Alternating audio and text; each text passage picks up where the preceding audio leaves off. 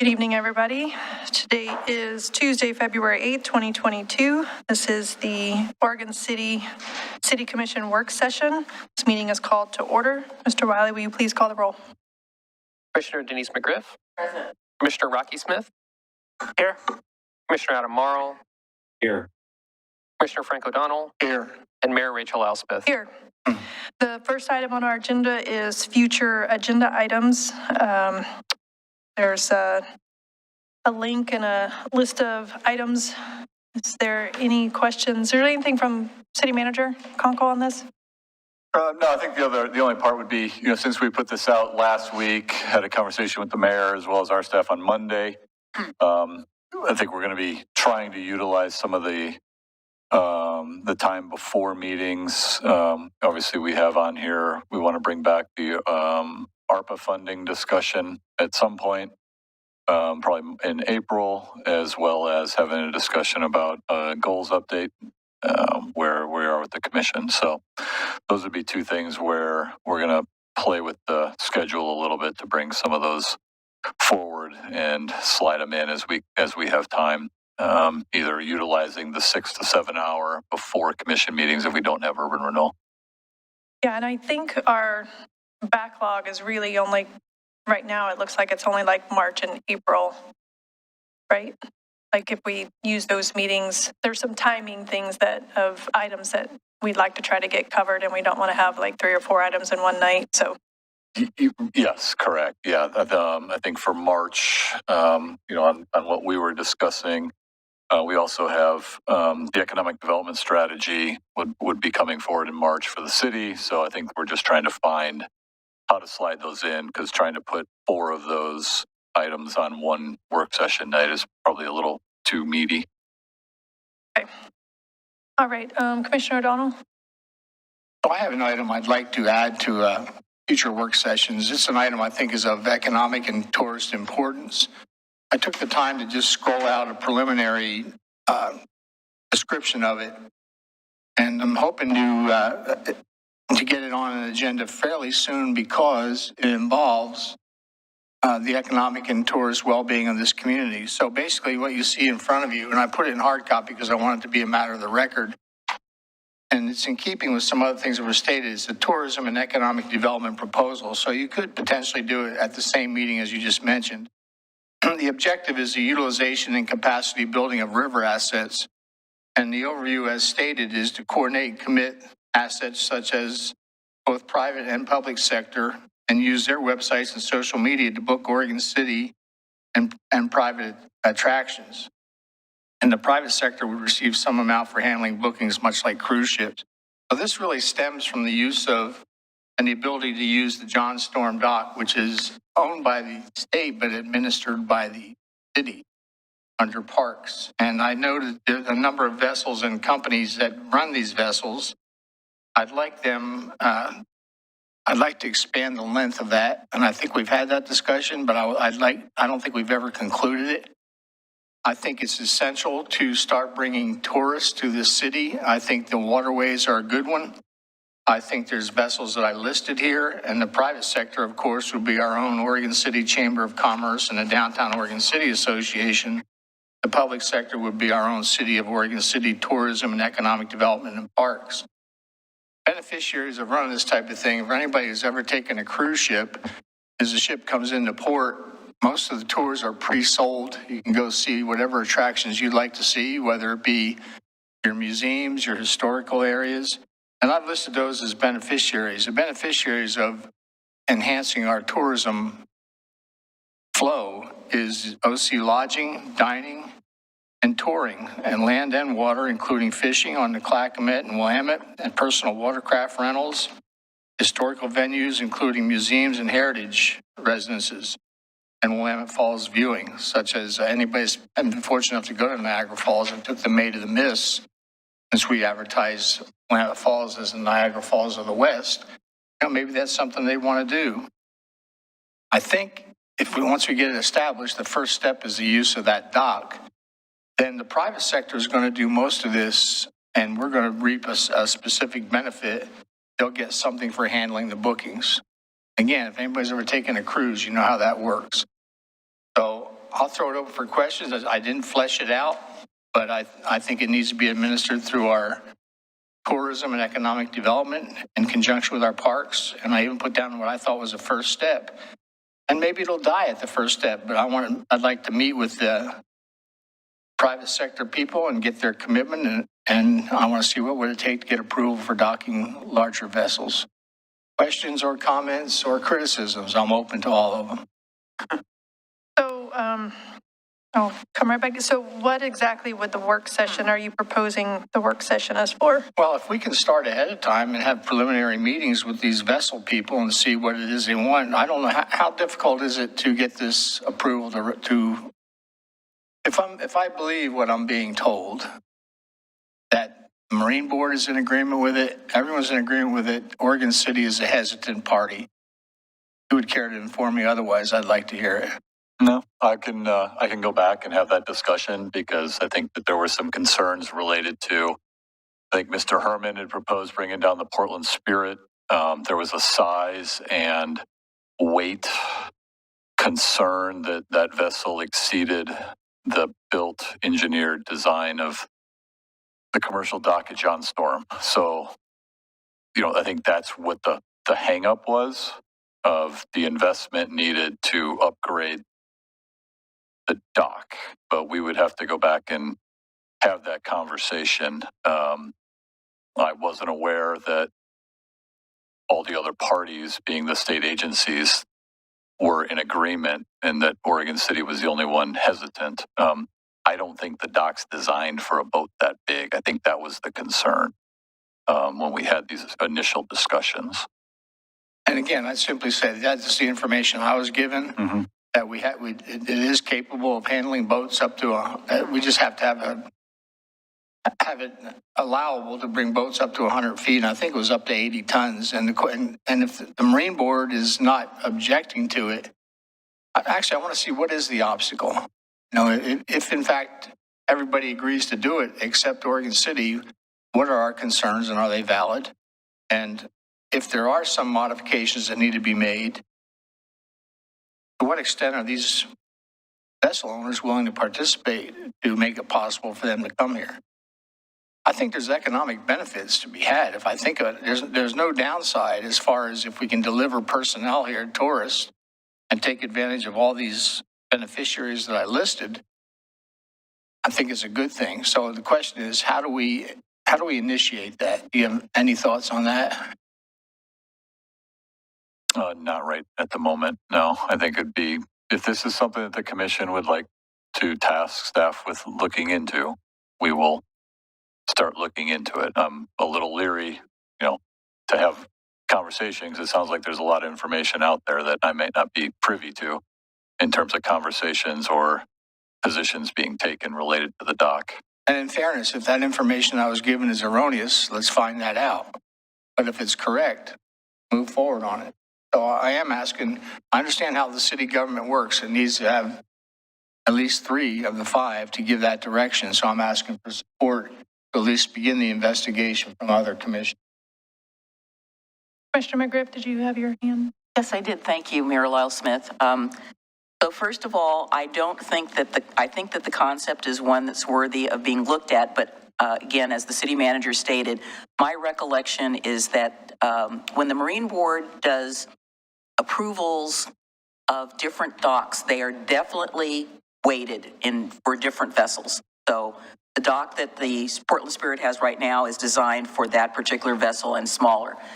So my recollection from when John Storm Park was created, that it is not capable of handling something like the Portland Spirit. Nor are we trying to. There are other vessels that are 90 there are other feet vessels. and below So that could do that. I would, first of all, that has to be determined. And when somebody tells me that the State Marine Board has approved it, I want to see it in writing. Because I've worked with the State Marine Board and they're great to work with, but they're an organization that puts things in writing. And they haven't received a request from us or anyone, any organization that's official. So I think some of the information that you may have received may be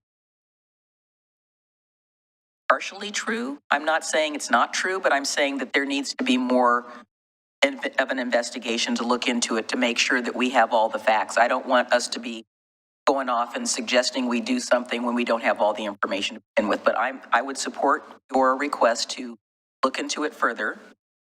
But let's take a step back and get the information first. I don't disagree with that. I think maybe the first step is a letter to the State Marine Board said, are you willing to approve these docks and what is the maximum tonnage and vessel length?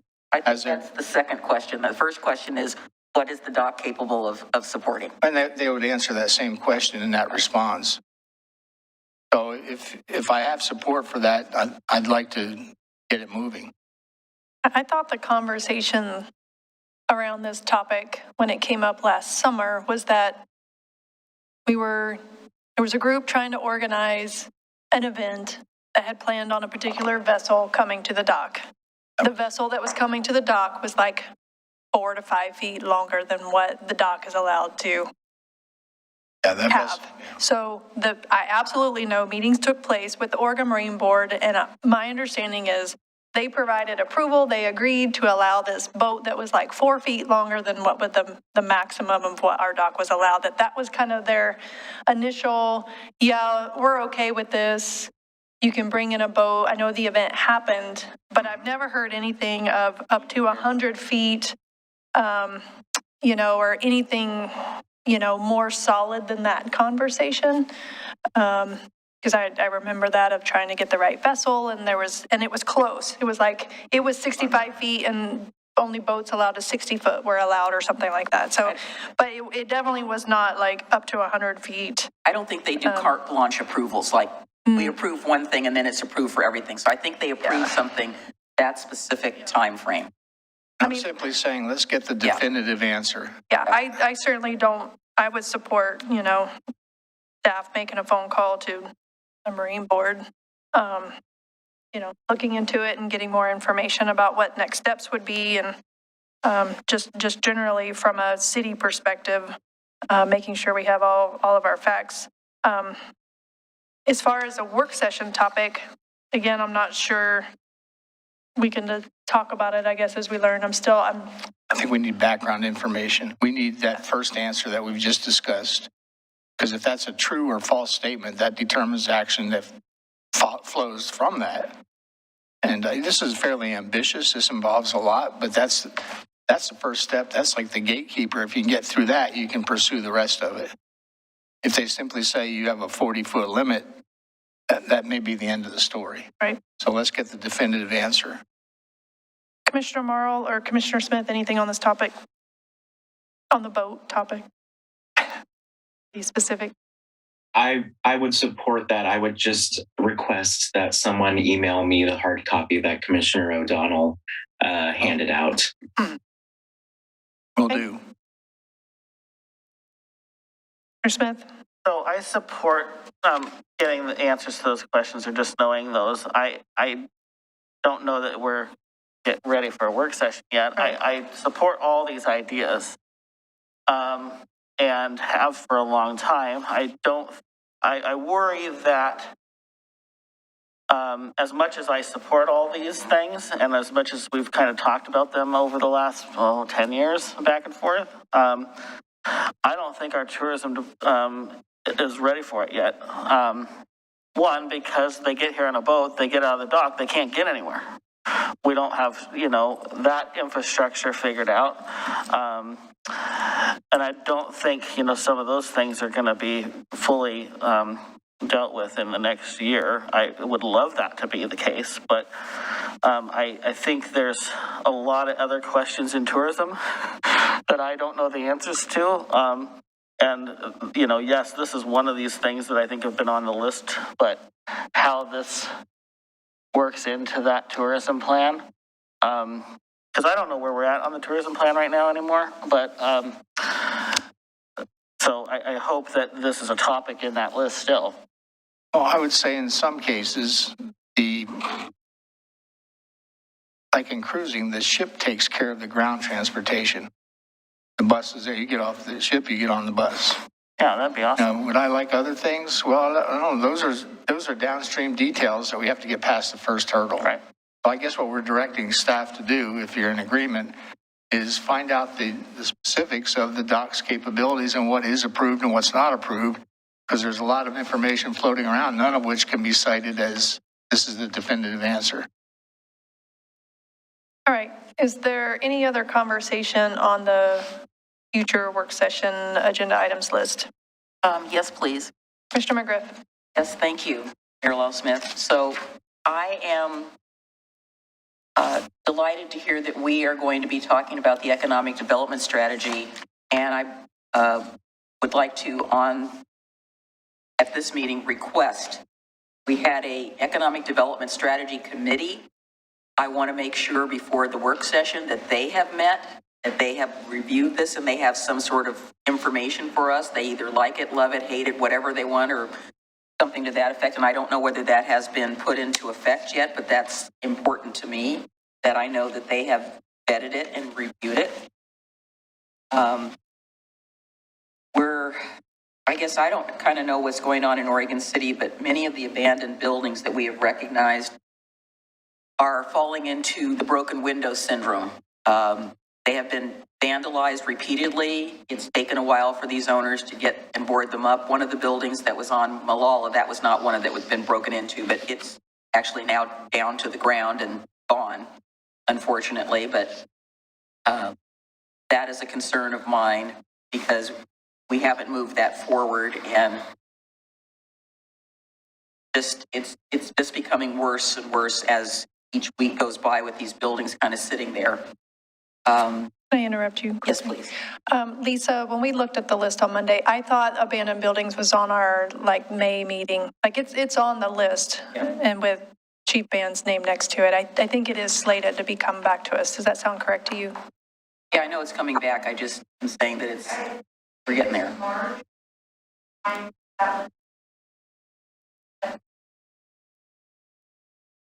Yeah, we ended up having 4 or 5 things for March, and that was too many things for March. Yes, I would agree. And so we were moving things around on the agenda earlier this week. I guess that was just yesterday, wasn't it? Sorry. It's like a very long week to me. It's only Tuesday. Yes. I think that was actually going to be tonight, but COVID shoved it back because we had some COVID folks. But I think that had actually been scheduled for tonight, and it would have been but for COVID.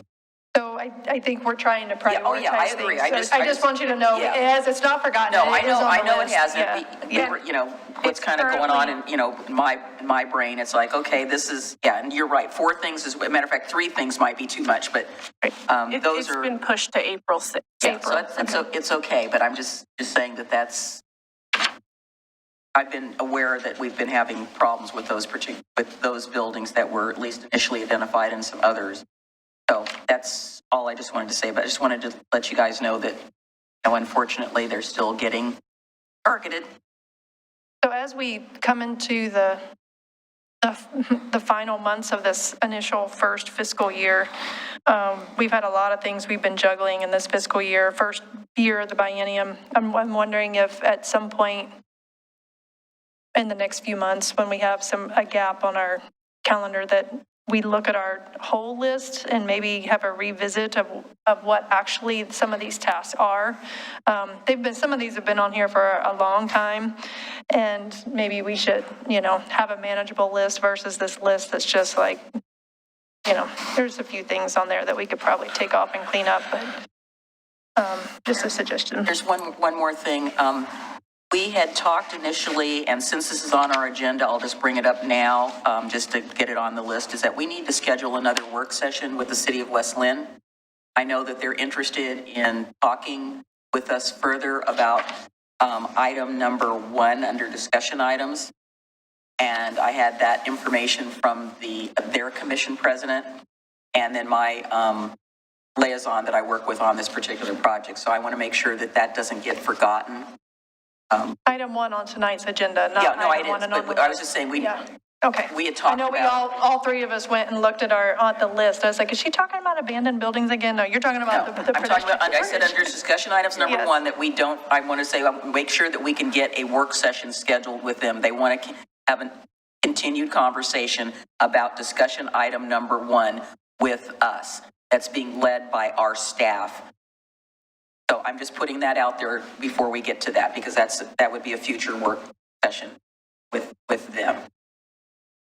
Well, I assume we're going to tackle that topic when we get to our discussion items. Okay. All right. I think we've fully discussed this item. All right. I think we're going to move on to our discussion items. Number 1 is Oregon City West Linn Pedestrian and Bicycle Bridge Concept Plan. Mr. Lewis. Thank you, Mayor and Commissioners. Yes, tonight we're going to go through this topic. Last time we talked about it, we were with the Oregon City and West Linn commissions to get our commission, their council. So we brought back Mark Batorik from Kilson and Associates. He will be refreshing our memories about what's been discussed, but they've also done some updates with some of the feedback that we heard from our commission last time we talked about this. Dana Webb's also in the audience. Dana, you want to come up just in case something comes up? But Dana's been the one who's been kind of tracking most of this work in working with all the other regional partners, and then to try to get this project over the finish line. Kittleson is actually working for the city. The intention would be, if we're going to move this project forward, we would need to get it through the land use process. If we're not, then we need to kind of understand that as well and put it on the shelf. But tonight we're here to give you that update. I don't know that I checked in with West Linn about this topic recently, so just to get to that point right away. That's why I did. But Mark may know something about West Linn that he can report on. And then the other thing I just want to point to is we have shared and provided updates to the Transportation Advisory Committee. There's a letter in your packet of support for that. Thinking long-term for them, they also kind of struggled with some of the immediate needs, and but just also kind of wanted to recognize that they thought in being a little forward-looking and visionary, they wanted to support the document. And then also the Clackamas County Pedestrian Bike Advisory Committee, there's a letter in your packet from them as well. So with that, I'm going to turn it over to... I have a question for you, Mr. Lewis. Yes. For a minute, thank you so much. So you said this is just going to be the updates. We're not going through the entire document or whatever like we did before in great detail. It's abbreviated. Thank you so much. So we want to make sure we're providing context for our listening audience too. So Mark, you want to go ahead and give an update? Yeah, thank you. Good evening, Mayor and Commissioners. It's good to see you in a three-dimensional view this evening.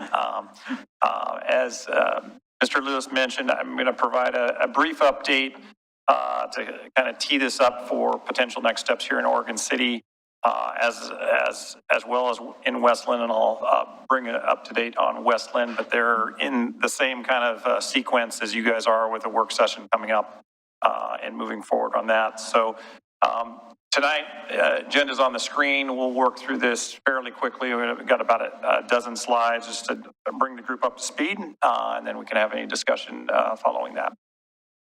So just a reminder where we left off last fall with our joint sessions with City of West Linn City Council. There is two corridors that have been identified in the concept plan, a downstream corridor and an upstream corridor. And that's what would be going forward for potential adoption into the Oregon City and West Linn transportation system plans. Just a reminder, this project, which started roughly about 2 years ago now, finished up last late spring, early summer, went through a series of options from 7 up to 15 down to the two most promising corridors you just saw. A lot of interaction, both on the project management team, advisory committee, project leadership team that included Commissioner McGriff, as well as representatives from West Linn and Clackamas County Metro and ODOT. The outreach with focus groups, both shorelines were well represented, as well as different entities within Oregon City, West Linn, and different population sets, youth, high school students, seniors, low income, and so forth. And just to kind of remind ourselves why a pedestrian bridge concept may make some sense in the future. First is regional significance. This is really the only location within about a 20-mile span. Our nearest ped crossing to the north is up at Selwood Bridge, and then about 11 miles down to Canby Ferry, which is, as you well know, isn't operational all the time. So finding a regional active transportation solution for this area that can serve more than just the spandex riders and the Brave was one of the key pieces. So just to flip through some slides, we're about 50 minutes up to the north and to the south.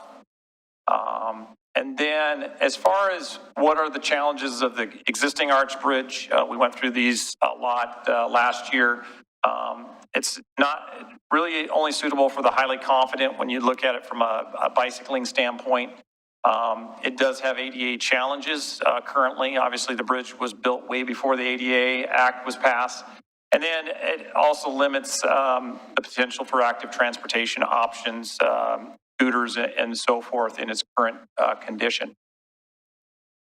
The current population from a bicycle perspective, only about 5% of the population is comfortable riding across this. This is more your road riders and so forth, families, young children, people that aren't on their bicycle all the time, not as comfortable out there. And a new bridge of this sort would open that up to hopefully about 70% of the population that would be comfortable using that. And then we talked a lot about the increase in potential tourism and the ability to stimulate the downtown.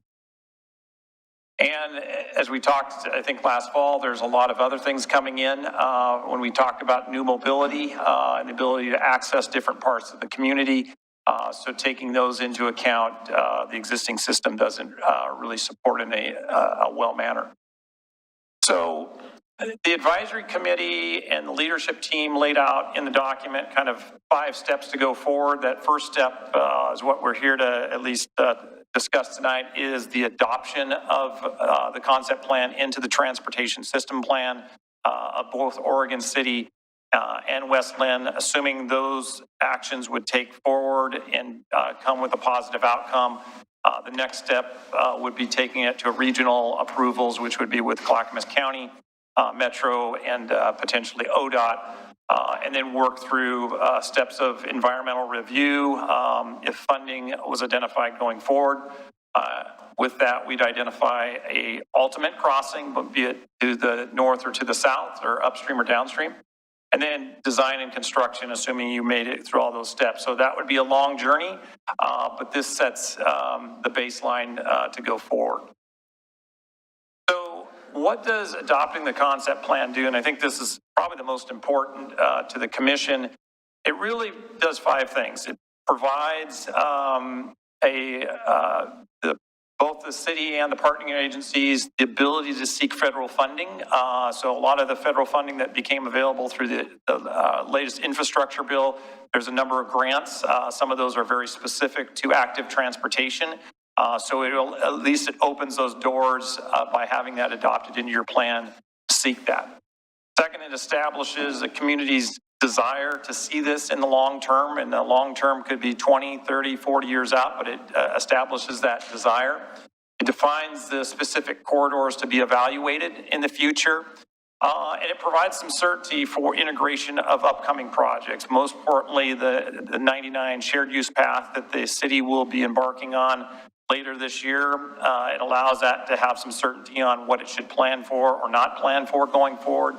And then finally, preserves the corridors from being blocked. And this is more specifically on the West Linn side of buildings being built or other construction that would block the possibility. By having it in the plan, a developer has to identify how that crossing could occur in the future and just can't build a series of buildings that would seal off one of these corridors for the future. So those are the benefits of adopting.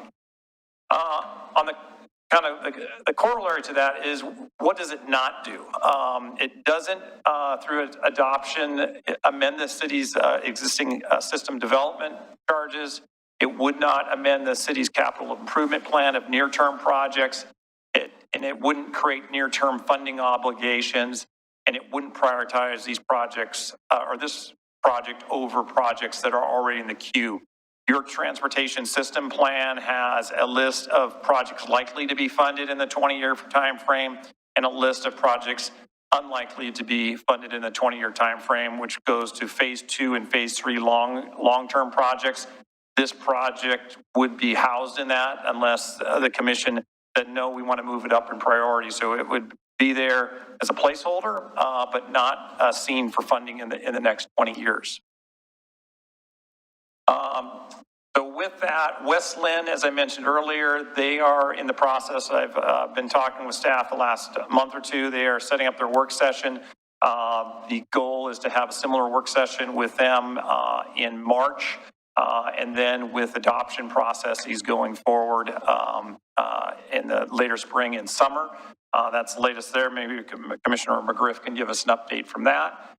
And as far as to kind of wrap things up, next steps, again, local adoption, that's the key piece. If we don't get past that, project stops. If we do, then we would go to that regional adoption at that point going forward.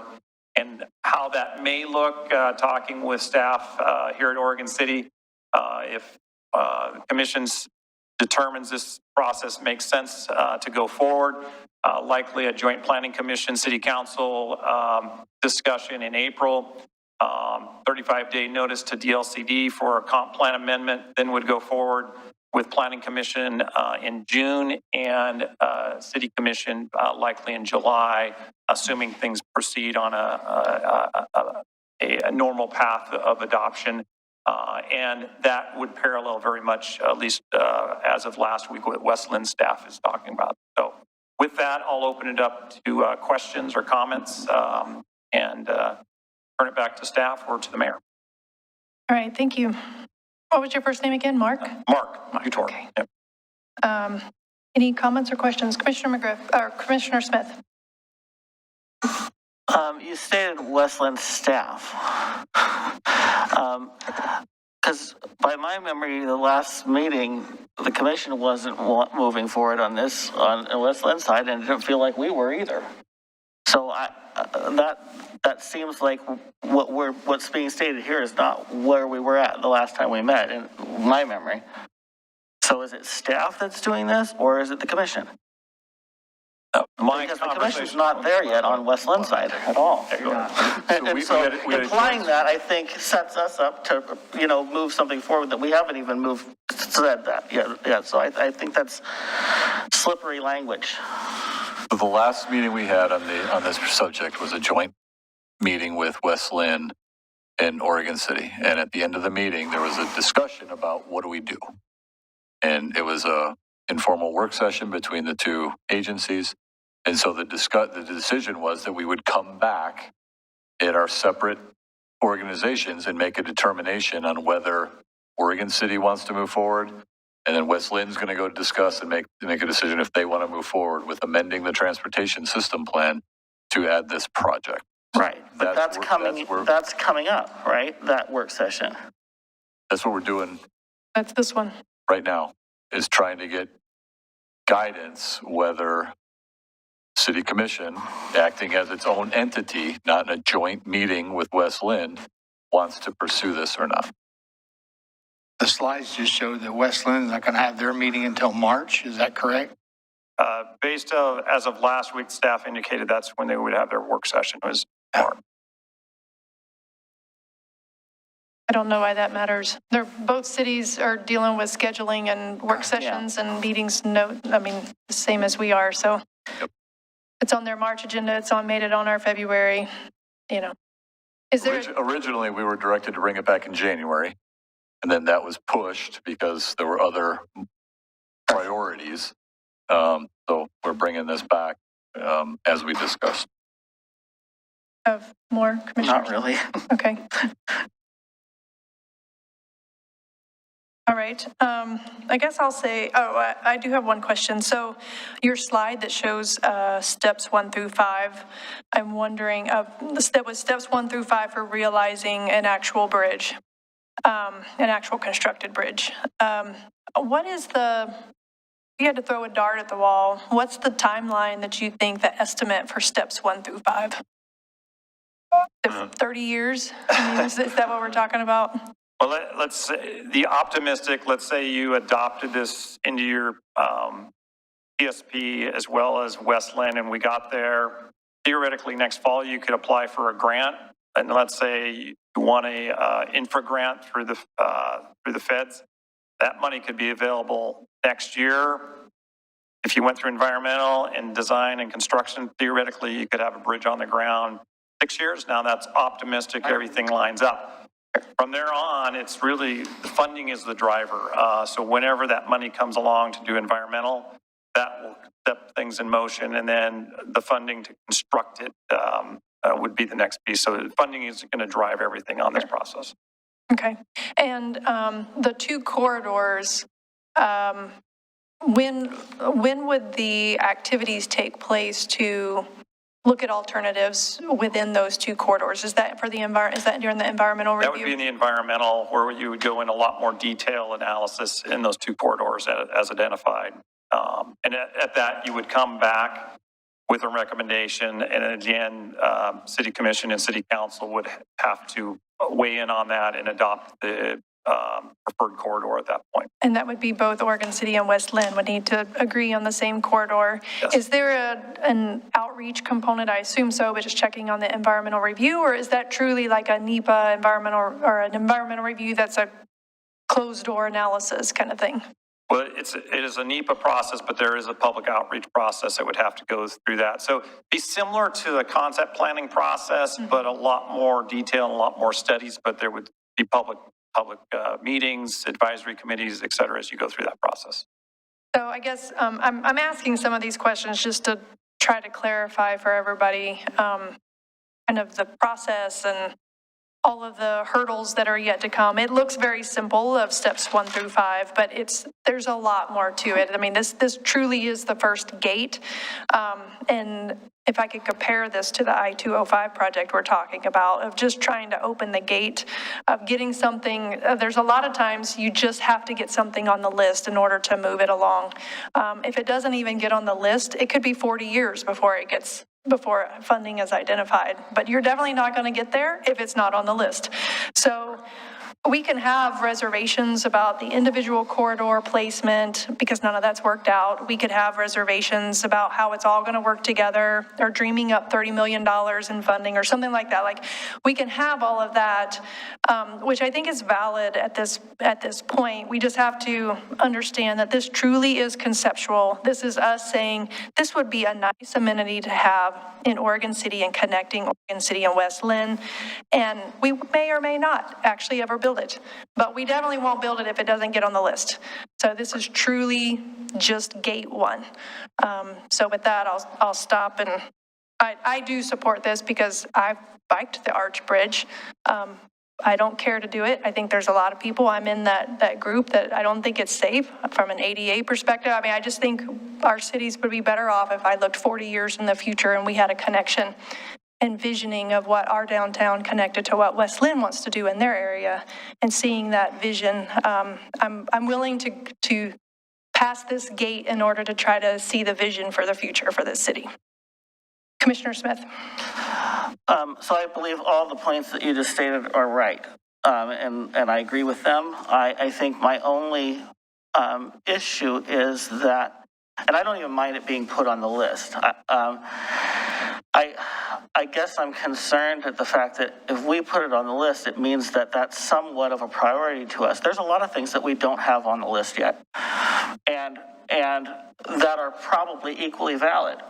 And so putting it on the list gives some priority to it, even if it's on the list of a bunch of things. Right. And we haven't had conversations about river taxis. We haven't had conversations about a lot of other transportation things that I think would also fit in this category. And the truth is if I remember, this was not a topic we brought up. This was something ODOT brought to us to try to resolve their obligation to people of pedestrian access across the river that they didn't fit into their I-205 plan. So this was their problem brought to us. And now we're being led into this to make it our priority. I'm not saying it's a bad idea. I have no problem supporting a bridge across the Willamette. There's no funding for it. I do have a problem making some sort of steps in telling the public that this is a priority for us. It is not. We haven't had any conversation about that. If we want to have a conversation about transportation and future projects that we're dreaming in 30 years, this may not be even one of the thoughts that is a priority to us. And I think by saying this and putting it on the list does give that precedence to it being on the list. And so, if we want to have these other conversations, but the way we typically work with regional government, they come to us with these proposals, they get other cities to sign on, they bring it to us in this way, in this package, and it feels like, oh yeah, this makes sense, we should sign off on it. But what are we really doing when we do that? This isn't our priority. Yes, it's great. But how much money are we willing to how much are we willing to step out and say that this is a priority right now? And maybe it is a priority, but we haven't had that conversation. And I think West Lynn's in the same place. And so when staff is approached by ODOT with a plan, staff's bringing it to us, but we're the decision makers. And so, it's how these are brought to us in these conversations that kind of sets us up. And I think we actually have that conversation. And if it's a project that we're driving, then let's put it on the list. But we're not driving this. Does staff have a slide or information on projects that are currently in our TSP on the funded and unfunded list? I know we've looked at it a while. Last time I remember looking at it was when we talked about the roundabouts versus intersections on Beavercreek. So we don't have a slide for you on that topic tonight, but we can bring a slide for you on that topic. You remember one of your goals is prioritization of transportation projects for safety and connectivity. So that's another little piece of work out there that we need to work on. I guess what's clear to me about this decision is if it's not on the list, there is no project that will come about until you or a future commission kind of resurrects that study. And we do have some momentum right now that is important to recognize, right? We've got a project team and a focus on that. So having it on the list seems important. It doesn't necessarily set as a priority, but it is one of many, many projects that's on the list. And there may be some projects that are missing. We've been through a transportation system plan, albeit 8 years ago.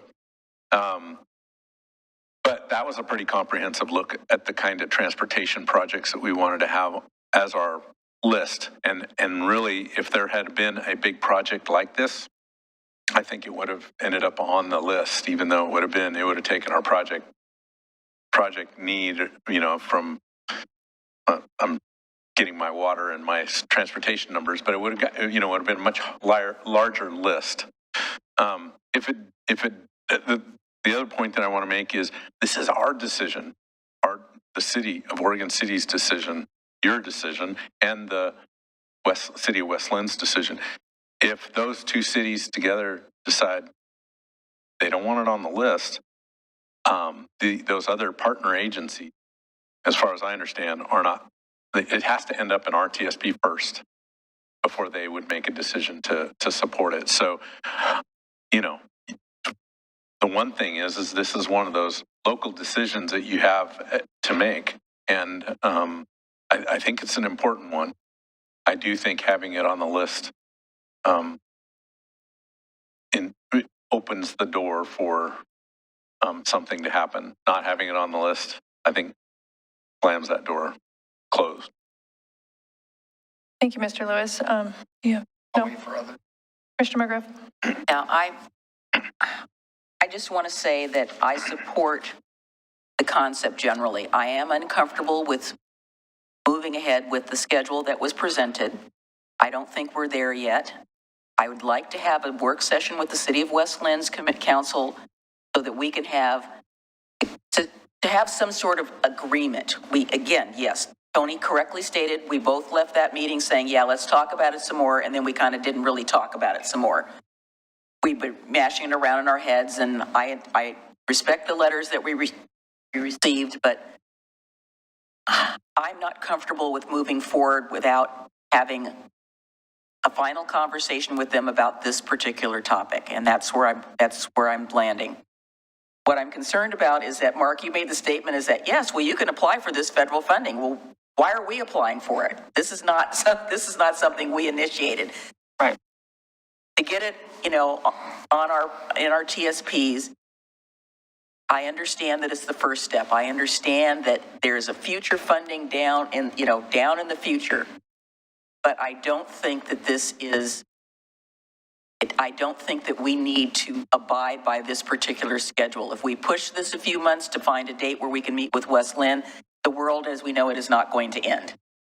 I just feel that in my conversations in the last week and a half with a couple of commissioners and counselors, I know that's only two, but when I met with the West Linn Commission president, council president, this was one of the topics we talked about. This, he's not the one serving on that committee, but Councilor Baumgartner is, but they basically feel the same way.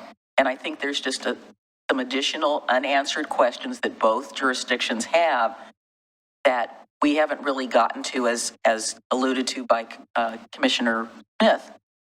And it's not that I don't think the staff can answer them, but again, the solution to this is in our pockets, both of the jurisdictions. And I think that that's where it needs to be. And I truly appreciate all of the staff's work on this. But again, it's been very, very, very staff driven, particularly from ODOT, not from your firm, but from ODOT. And I just want to back that off a little bit and make sure that both jurisdictions feel comfortable with where we're going with this. And we're not going to totally agree, but at least we can come out of a work session with some tentative agreement that, yes, if that's what we both decide to do, let's both decide that jointly as opposed to separately. We've got too much at stake with our partners across the river to make these decisions. We will eventually make them independently, but I would like to have some further discussion with them. Well, I think part of the reason for having these individual meetings was so that we could get our questions answered. So this is an opportunity to ask questions and get more information so that when we do come back together, does anybody have questions about this project that you need answers on? Or is it that we're just going to come together and we're all going to sit around and say, do we like this project, or are we just pissed off at ODOT, which is what I kind of feel like we're doing. So I'm not. No, I've been very supportive of the process. Otherwise, I wouldn't have volunteered for it. I just think that it's being pushed a little further. So again, the questions that we can't answer was we don't know about the funding. I don't feel comfortable with us being a driver in applying for funding. We're not building it. This is not an Oregon City building project. If anybody's building it and applying for funding, it seems to me it's got to be our partners with ODOT. We're you said you can apply for funding and we can get into construction. We can do this. I'm not sure we're the we. And maybe to clarify that, it's the collective we. Metro could apply for that funding. Clackamas County could. Two cities could. ODOT could. The first thing on any of those grant applications that you go after federal funding, does it have local community support? And the only way you check that box is it in some sort of plan? You don't have that, you can't even fill out the application. So it's not, the city wouldn't have to do it. You could, but ODOT could, Metro could, Clackamas County could. And I think a lot of people agree that it's a sophisticated project that usually a city can't take on that level. But again, you have to have it in a plan to be able to apply for that. But I understand. If I misspoke, Oregon City doesn't have to be the driver of the application for funding. Yeah, I understand that. I understand that eventually it needs to go on a list. I'm just saying I'm not comfortable with it going on the list right now. I could be in another month or two. I'm just not there yet. All right, Commissioner Morrow. Thank you, Mayor. I'm just a little confused because I thought that we were having this meeting for the exact reasons that Commissioner McGriff was asking for, she was discussing how she wants to have more opportunities to discuss this. And I thought that was the reason for this meeting. And so, I mean, I will say this is something that I was a little cold to starting off. I think that the locations are less than perfect, and I'm interested in seeing as we narrow that down what that looks like. But I'm not opposed to getting this on the list so we can have those further discussions and at least show that there is interest from Oregon City in moving forward. I think, again, like the mayor said, this is just a step in the process. I do have a few questions, though, which again is, I think, the reason why we're here. Once they're going down the environmental review process and a decision is made more concretely on where the exact placement of the bridge will be, I'm assuming it will then come back to the commission and the Westland City Council for agreement on that. Is that correct? Yes, both cities would be involved in that process.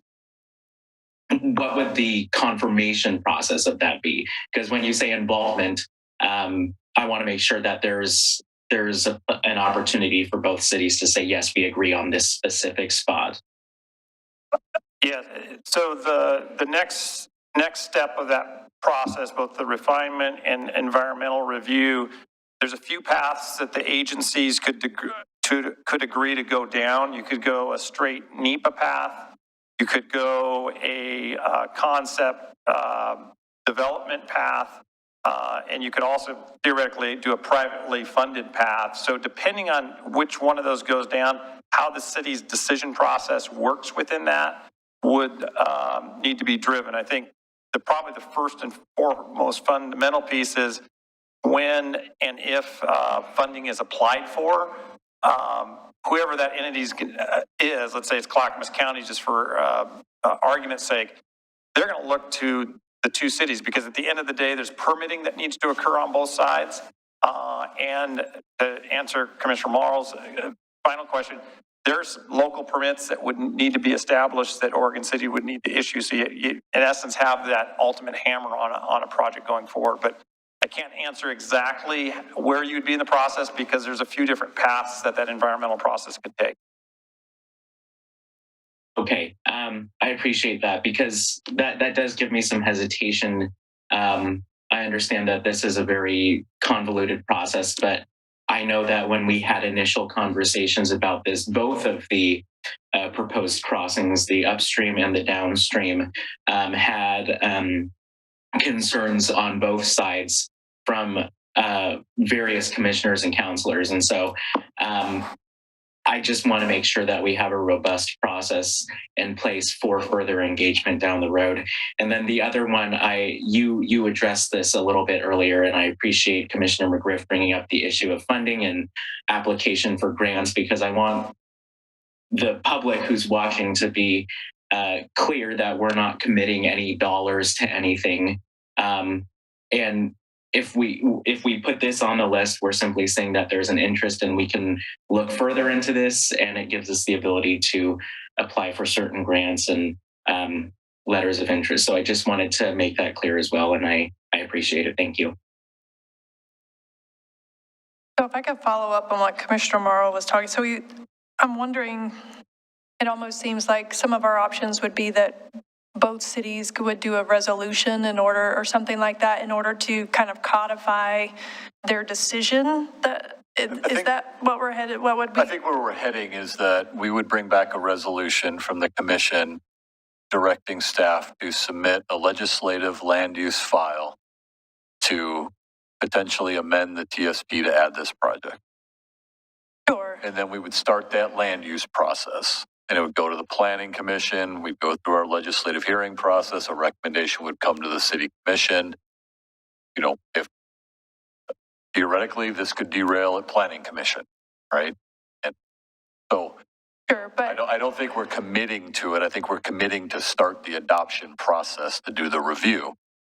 Right, right. Commissioner Morrow was asking though, like at, like step 3, like in the environmental review, like once we've kind of selected a corridor, you know, how do we, is there a plan or what's the mechanism for saying West Linn agrees and Oregon City agree that this corridor and they've committed to this and this is our decision as a joint decision? Is it that we establish an IGA between us and West Linn and in that IGA kind of address the decision-making process or how those things would be made jointly? Or is it a resolution? Is that, Commissioner Morrow, is that kind of, I think, what you were getting at? That's exactly what I'm getting at. I just want to make sure that, because we've heard the exact placement, this is just a very preliminary study. The exact placement is TBD. And I just want to make sure that both of the cities have, are able to have some way to give input on where that is once the final decision is made, because I don't want us to just agree that we're moving forward with this and then ODOT decides between one of those two corridors, one spot in one of those corridors, and then we're just left in the dust. Okay, TBD is a good, there's lots of TBDs in this process, and that may feel a little uncomfortable, but just about every one of those TBDs is a local decision that needs to be made in that process. So this isn't like, I mean, so it's kind of like the Malala plan, the Malala corridor plan. The money that we got required coordination between the city on the design, the grant application, the funding that needed to be secured through the local C4, then Metro, that was Metro money that was put in. I mean, it would be similar to that in terms of this process. You know, this is going to take a joint coordinated application between multiple jurisdictions. I imagine West Linn is the same as Oregon City. We can't handle federal grant money. We have to go through Clackamas County, Metro, State of Oregon on that federal funding. So there is going to have to be partnership. There's going to have to be coordination. And I can't imagine a situation where we're going to get funded for a, tens of millions of dollar pedestrian bike bridge connection if Oregon City and or West Linn objects to that project. Sure, no, I agree. I guess, and to support what Commissioner Morrow was saying, it seems though that one of the tools in our tool belt could be an IGA that we decide.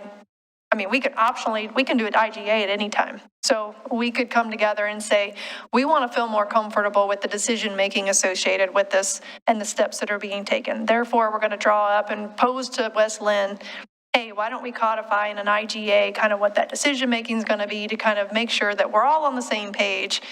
And here's our check. And, like that is an option, right? Regardless of steps 1 through 5, we can decide we feel more comfortable by, talking with West Linn and figuring out what we want that process to look like for coordination and stuff. yeah, I mean, this very big project, very complicated project. I suspect we'll have IGAs with West Linn.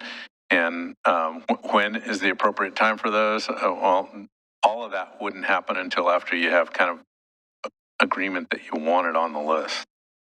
Sure. No, I know, but Commissioner Morrow, I think, was getting at that future of, is there a process in place or where are the checks and balances after in step 3 or in step 4? And can we create checks and balances if we're not sure if they're there? I was more on I think we can create some checks and balances if we're unsure that if they're there or not. But again, this is just a question and answer session. I think hopefully we're using this time to feel better or maybe get answers to some of the questions that we may have. You ready now? Sure. Commissioner O'Donnell. I find myself more in agreement with the well-stated arguments put forth by Commissioners Smith and McGriff. In simpler terms, I think of things in terms of priorities, wants versus needs, now versus later, funding, and the return on the expenditure, this expenditure versus other potential expenditures. So I'm not saying I wouldn't potentially support it in the future, but I'm not prepared to move on it tonight. I'll leave it at that. All right, so it sounds like there's not general agreement on supporting this. Is there general consensus on having an additional conversation with West Linn, like Commissioner McGriff has requested? I see Commissioner Morrill shaking his head. Sure. Yes. Okay, Commissioner Smith. I'm open to that. I think that what I don't want to see is two separate conversations and it brought to Oregon City saying, oh, well, West Linn signed off on it, now it's your turn. I don't want to see that. Or vice versa. Right, because that's the way it usually comes to us. I want to have a conversation between two cities and we drive it. And if we decided it's not going anywhere, that's it. And if it is going somewhere, that's fine. But I don't want it driven by staff and I don't want it driven by ODOT. I want it driven by the two cities that are going to make this decision. And they need to do it together, the same meeting. Okay, so I think there's general consensus on that for next steps. Mayor Smith. Thank Well, you. I'm hearing Thank you loud for and clear that we need to have another meeting with West Linn. And Hang on one second. so I just want to, challenges usually there's good questions that come up and we need to be prepared to answer those. So I just want to make sure we're as prepared as we can be when we meet with West Linn. And I heard a question about what other projects are on the TSP. Mm-hmm. That one's, I just looked up the TSP.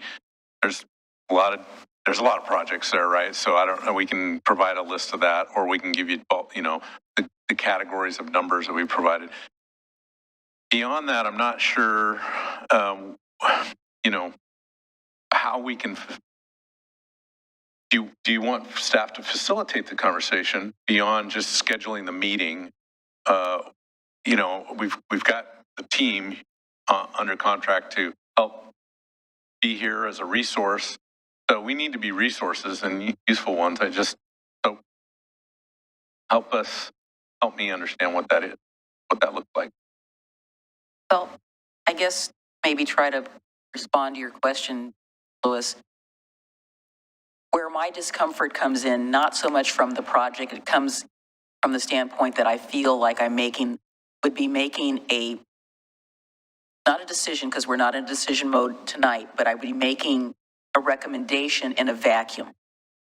And I feel that by being able to talk with them, frankly, and honestly, like we have been, it gives me more information to form the final decision that I know I'm going to be needing to make. I guess I would like to suggest that we have staff available as the resource. So the problem that we are trying to solve is, are both jurisdictions comfortable with amending our TSP documents with what we know today? And if the answer to that is yes, then we can move that forward. If the answer is maybe we're sort of not comfortable or maybe we're sort of comfortable, then I think that's something that we as jurisdictions need to decide, because we can't do one without the other. And I think that city manager is aware that, I'm really interested in having more interactions with them, because we haven't had them in the past, and we already have because we own a water district together. So that's our first, path for hand holding.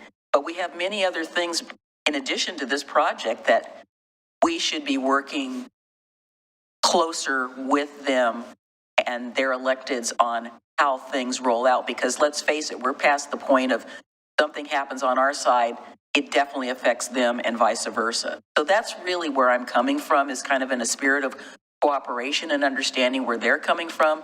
I know Councillor Baumgartner still has concerns. I know that some of the other councillors still have some concerns. But again, we've been having this go through our staffs as opposed to being able to talk to each other and say, because I've had that conversation with Councillor Baumgartner. She knows what my preference is, and she says, well, what about da-da-da-da-da? And I said, I get that. I think there's a way to solve that, but here's just an idea of how to possibly solve it. So I think we need each get a level of comfort and understand that this is just another project that we can cooperate on. Because I think we're going to come to some general agreement, and I think that would be better in the long term than not doing it. So that's kind of where I'm coming from. So we would have a central question that would be a question that we would have discussions about. And you guys would be there to help us by possibly answering more questions. But, you know, I think that we could easily, with our two elected mayors, we could facilitate that. So that's just my thought.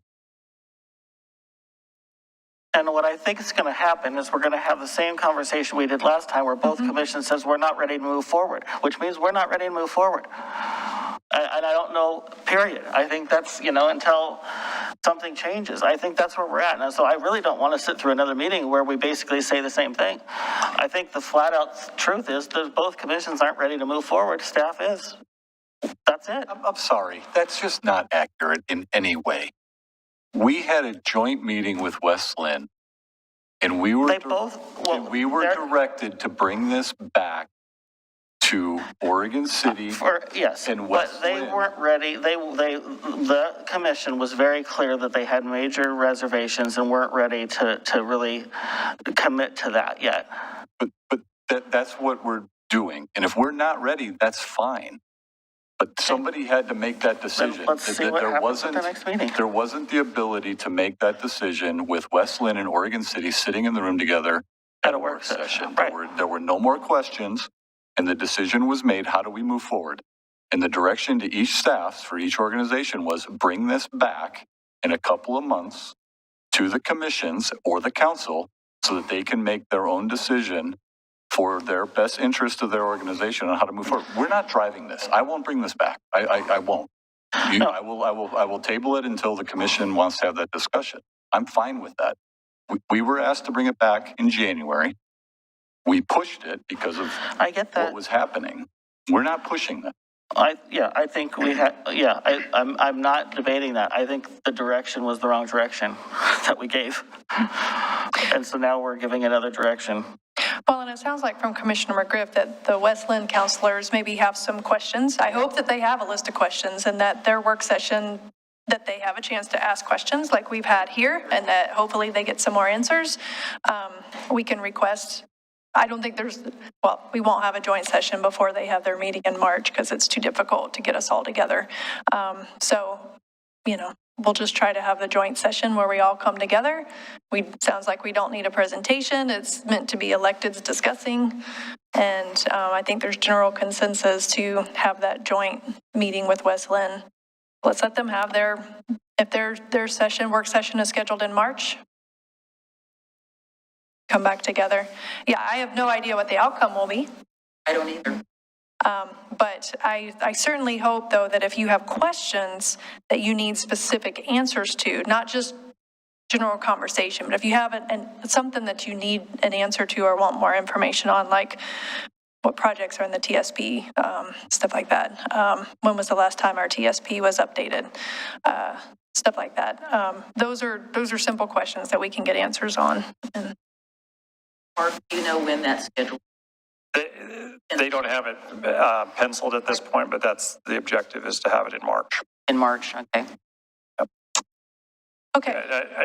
I'll be part of that, and I know the question they're going to ask me is, what is your objective of the joint meeting that you want to get from them? Kind of back to Mr. Lewis's question, I think they're going to ask that of us. So if you guys can put more detail on what you want to achieve out of that, that would be helpful. The goal, I think, from what I'm hearing, is that this commission would like to have the decision be made together, not separately in different work sessions. So this commission doesn't want Oregon City to make a decision or West Linn to make a decision all on their own. These were supposed to be work sessions to get questions answered, and that's it. We'll come back together, have a conversation, and make the decision together as to whether or not the project moves forward. Does that sound correct? It's a policy decision. Right. The policymakers, as policy. So I think, go ahead. Yeah, I guess probably some other questions. So I know that we have talked about some of the constraints, and there were concerns on the northbound option, which was, well, it's going to drop down on, McLaughlin Boulevard, and that's a terrible corridor, blah, blah, blah, blah, blah. And based on what Mr. Lewis has stated, we have some projects in mind that would help minimize that and be more complementary with that particular alternative. So that would be something that could be, could be available to us to know that. And so I only know about one side of that option when it drops over on the West Linn side, because as you know, I walk that all the time. So I know what's over there. On the other alternative, I don't really have a clue that would help me have a better informed decision about what are the opportunities and constraints on that side. We talked about it a little bit, but we didn't get more detail. Then when you get on the other end, on our side, there may be, because I think where we were looking at it, it made me laugh the other day when I was over there looking at where the truck crashed through the thing. I thought, oh yeah, this is kind of where that's supposed to drop down over here.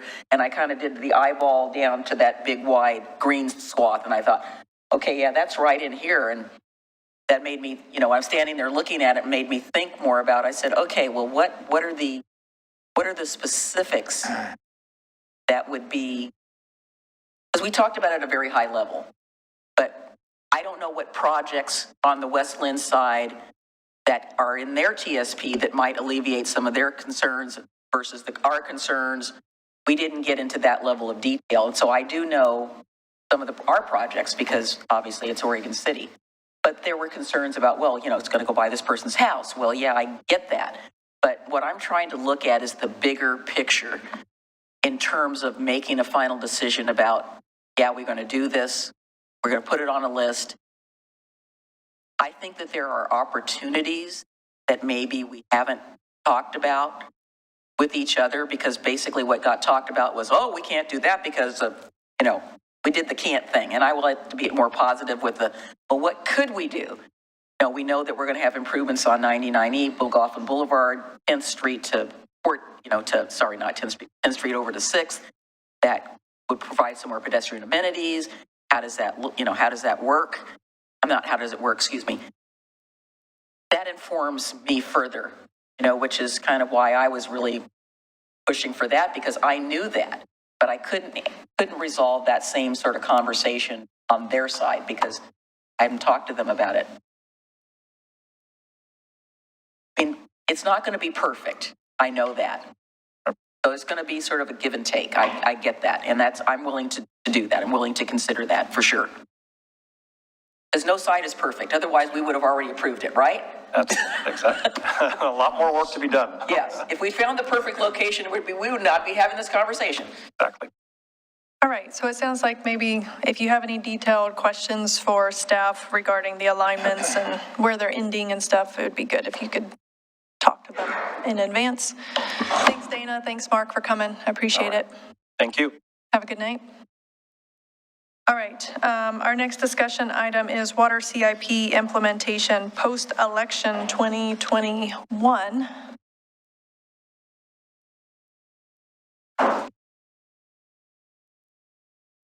Mr. Lewis, are you kicking this one off? Well, a very short kickoff because Patty's been preparing for this with the help of Matt. Matt's not coming up. Matt, you're not going to come up and join us? We're going to have a little bit of a financial discussion with you today. And so Patty's prepared to present. We've got, I don't remember how many slides, Patty, but there's several slides. Maybe Where's Matt's 12. satchel full of money? What? Where's Matt's satchel full of money? You don't have to come up. You can stay seated. I'll make him come up, please. I have more work to do tonight. Can we, let's move on. Patty, will you please start your presentation? Yeah. So we wanted to circle back after the elections and talk a little bit about water CIP. So tonight I'm going to provide an overview of our capital plan, which we've gone over before, the funding sources, talk about the water rates and the ballot measures, the election results, also some federal funding opportunities that have been come available, and then our short-term water capital improvement plan, and then looking for some guidance. So just as a reminder, we have a master plan that's been adopted. We have $81 million of capital improvements to complete. Revenue sources are rates as well as systems development charges. The commission adopted updated systems development charges that went into effect July 1st. Water rates needed to increase above the 3% charter limit. The rate model that was run showed a number of different options. The option the commission wanted to pursue with the voters required a 4% rate increase over 6 years, dropping back down to 3%, and then financing up to $38 million. The voters' approval was required because of city limitations. There are 3 provisions in the city charter, section 58, which requires voter approval for rate increases over 3% for water infrastructure. Section 47, which requires voter approval for borrowing more than $25,000. And section 57, which requires voter approval for issuing general obligation bonds or revenue bonds, basically debt.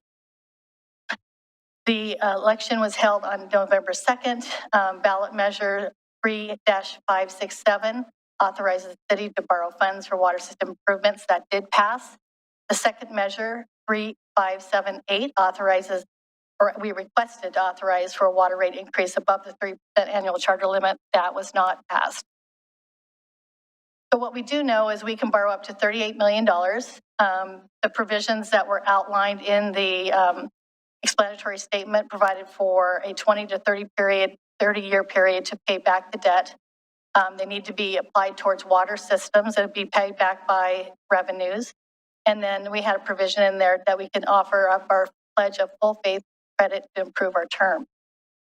Subsequent to the election, what we did, we knew we had ARPA funds. So the American Rescue Plan Act does provide grant funding, so that's money that doesn't have to be paid back. It can be used for water infrastructure.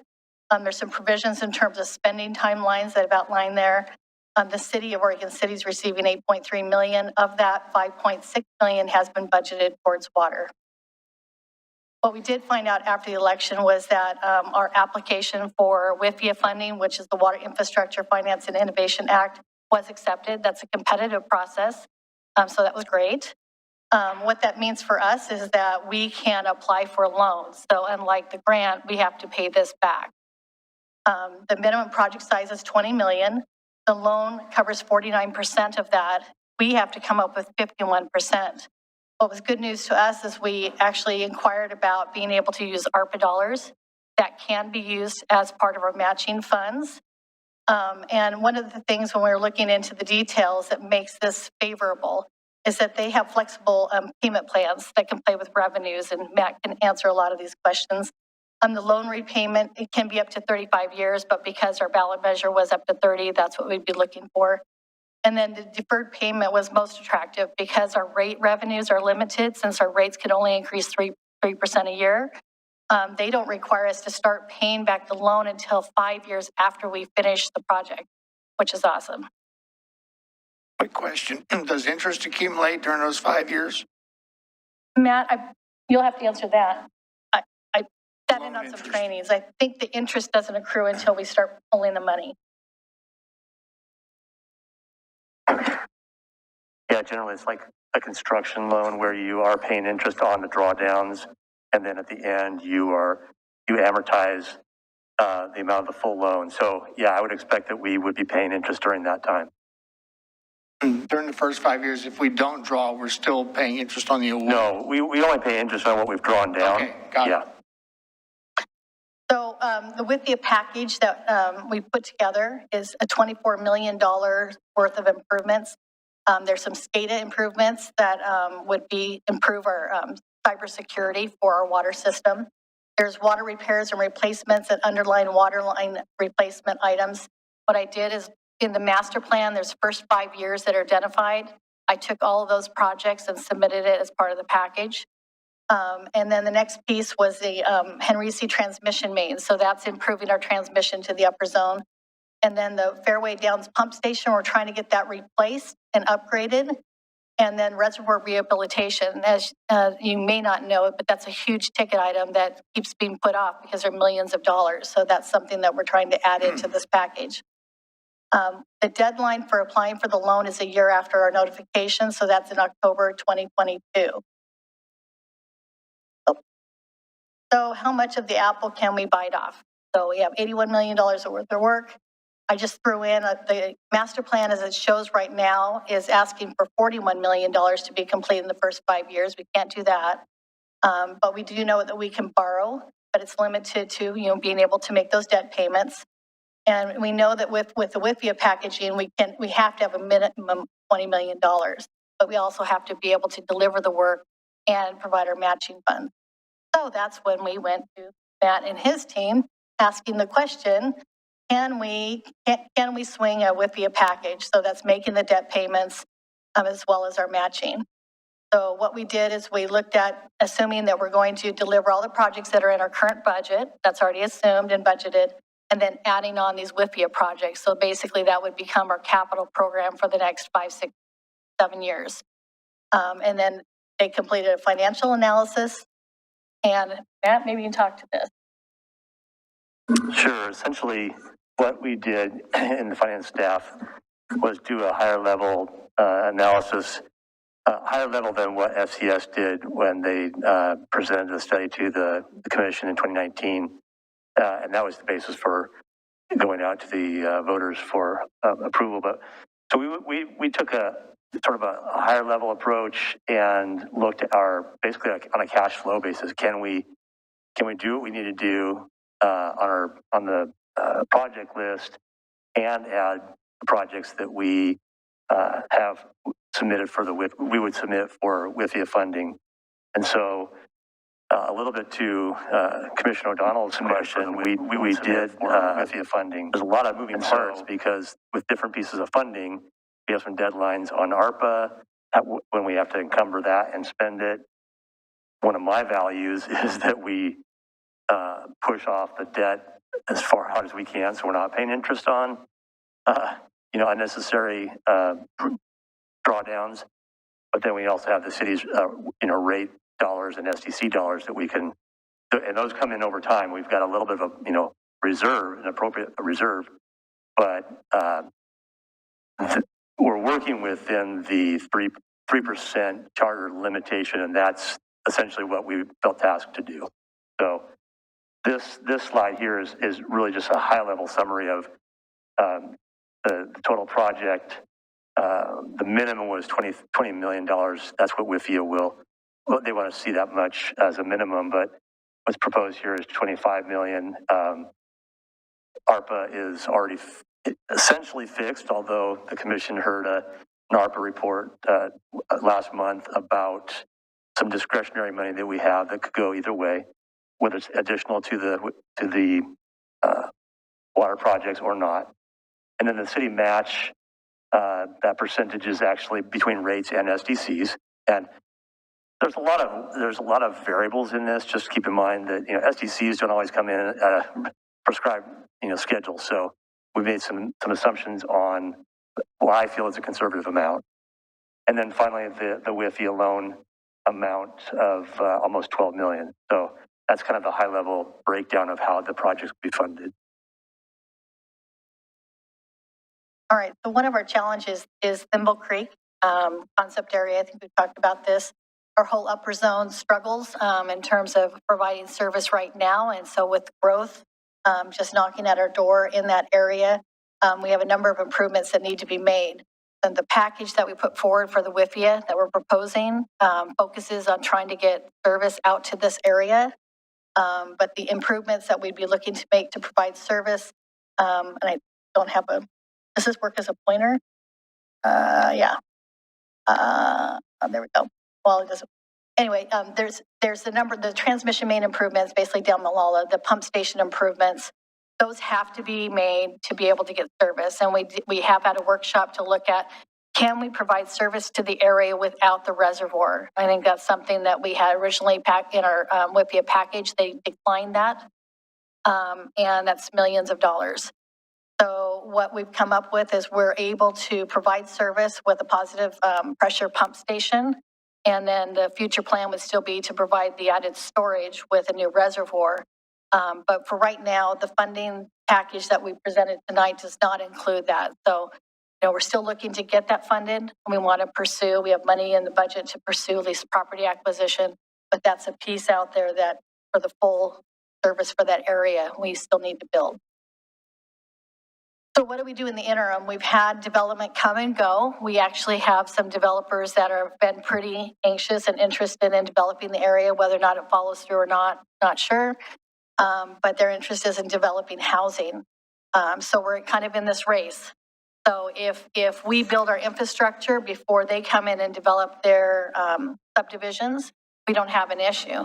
But if they come in and they want to build and we don't have our infrastructure in place to be able to get South Fork water to the development, what we're proposing is to talk with CRW. We've had some preliminary discussions, have an interagency agreement and provide a master meter. So they'd basically be providing water to the growth, to the development temporarily until we can build out our infrastructure, at which time we'd be switching it over.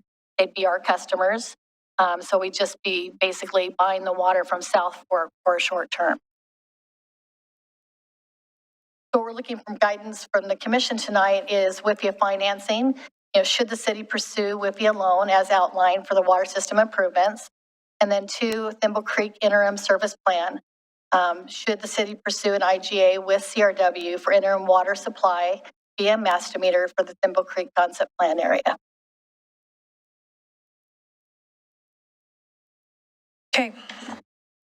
Thank you, Patty and Matt. Commissioner O'Donnell. So as one of 3 of your commission that sits on the South Fork Water Board, one of our concerns has always been the protection of our water rights. Anything that we just discussed, including contracting with Clackamas River Water, does that jeopardize our future water rights in any way? My opinion is that if we don't have an aggressive capital plan that puts the city of Oregon City in a position to be able to serve those properties. So if we don't pursue this WIFIA loan, then there is a question about how those areas could serve. And would there be the political pressure to prevent them from developing because of this water issue? I think that would be an interesting battle. I think it would be tough. This program, as outlined, gets us funded in a way and gets us capital build so that it does ensure South Fork water available for you in that area and preserves our water right, or preserves South Fork's water right. Well, I believe the ability to provide necessary critical services, including water, is a precondition of development, is it not? That's true. Okay. Again, we've had these intense discussions about if CRW starts providing water to areas that should be served by South Fork, does it jeopardize our future water rights? You had an opinion, but I don't know if that's, we have a lawyer on South Fork. Maybe I'd like to ask him before I make any decision. I'm not having any problems with what you're putting forward tonight. Apparently it does not allow us to put in a reservoir. The reservoir was one of the stages in supporting the Thimble Creek and preserving ongoing water rights. So for that, I'd almost like to talk to our South Fork attorney who's strong on water rights and ask him, where does that position us? I think it is standard practice to do an exchange and probably a future release or trade of areas. It definitely I don't know. What? This agreement with CRW is kind of a standard practice across the industry where, we provide them water in other parts of Oregon, outside of Oregon City. And in this case, they'd be providing it back to us on a short-term basis. But I think water rights is a complicated topic. And I'm not suggesting that I know the forecasts on what really, how that would impact water rates. But right now, the areas that we're talking about in terms of the Thimble Creek area are already served by Clackamas River water. And that's been one of their points.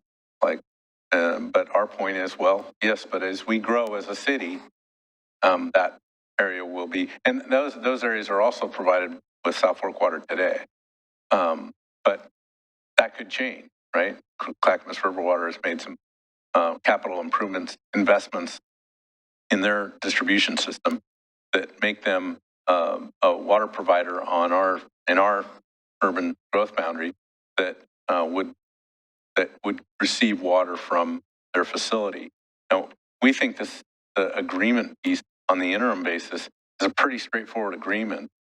It's just, for me, I wanted to include it in here because it's an important factor, I think, as we move forward in the next 3 to 5 years. If we can't move forward with a funding package that includes this WIFIA, which is a very attractive option, our ability to fund capital, both in the heart of Oregon City and on the fringe of Oregon City, severely limited. So that's why we think this is a really good thought out plan. As Matt pointed out, it's conservative. So a lot of the assumptions that we made in terms of the revenue projection have been conservative. And we just want to move forward in that direction. We definitely want to move forward with the conversations that we've already been having with Clackamas River Water about that IGA to serve on the interim until we can build all the capital that we need. I won't drag it out any further. You know my concerns. They're long-term concerns. I think someday the price of a gallon of water will be more than a gallon of gas. So I just want to position us effectively. And I'm comfortable with the WIFIA loan is a great proposal. I wish we could do more, but wish it doesn't make it happen. I'm done. I think Mr. Kreisman has a response. Yeah, thank you, Mayor. And John kind of hit all the points. I raised my hand when Commissioner O'Donnell started his comments. And I think the key point, it is a complex issue with things that are in motion as we talk. Historically, CRW does have some infrastructure up here to serve this area, but it's always been served with South Fork water. CRW wants to put in infrastructure to serve south of the river, and this would be a good incentive to do that. However, we also clearly want to continue to provide water service to all Oregon City residents. And so, the difficulty is if there's significant development up there where we don't have infrastructure, CRW is basically much more able to serve that more quickly. The investment made through WIFIA would allow the city to be in a better position to provide that service more quickly and get us further towards pursuing that end goal, which both the city and South Fork have, of continuing to provide South Fork water to Oregon City residents, because South Fork is, essentially partially owned by the city and using Oregon City water rights. So it sounds like you're saying that we're actually at a greater risk to CRW if we don't take action and don't do this temporary agreement by putting it in writing that, yes, you may be providing water, but we fully intend to take it over and, have that in writing versus development starting or trying to start. And we don't have the infrastructure, but CRW does, and therefore they're then better positioned if we don't go ahead and kind of state up front, right? Right. We're trying to stay ahead of that as much as we can. We don't think, given the development timeline, we can stay as in front of it as we'd like to. So there's an interim plan that would still mean all those customers during that time frame of build would be Oregon City customers. But we would be fed through a master meter with Clackamas River Water. And the Clackamas River Water has been a good partner in so many ways. We kind of forget about that. We've got plenty of agreements that we've had for a very, very long time. So this to me seems like one of those intergovernmental agreements that is most jurisdictions where there's water providers, multiple water providers, they work through this kind of a thing all the time. The supply agreement really is we're asking them to supply for a period of time. Commissioner McGriff? Thank you. Yeah, I would concur that I support and I have supported all along going to the WIFIA loan. So I think you have my support for that if we move that forward. What my concern is about the second item is that I would say, let me just say what my concern is. The concern is that in the process of how we provide services for development, this area is jumping ahead. And if it wasn't where it is today, we probably would not be looking at serving that anytime soon because we're looking at areas closer into the city, which is where I think we should be doing. You know, we've got the Beavercreek area, then there's the next area, then there's the next area. This is at the end of the line. This is the last area. And there seems to be a push on the private side to make it the first area. And so I have concerns about that from that standpoint. And so I'm concerned that we are being pushed by development to get someplace that we aren't quite ready to get there yet. So do you understand what I'm saying, John? I also don't feel comfortable with the other water provider thinking that it has sort of a carte blanche to kind of come in with or without an IGA and serve our area.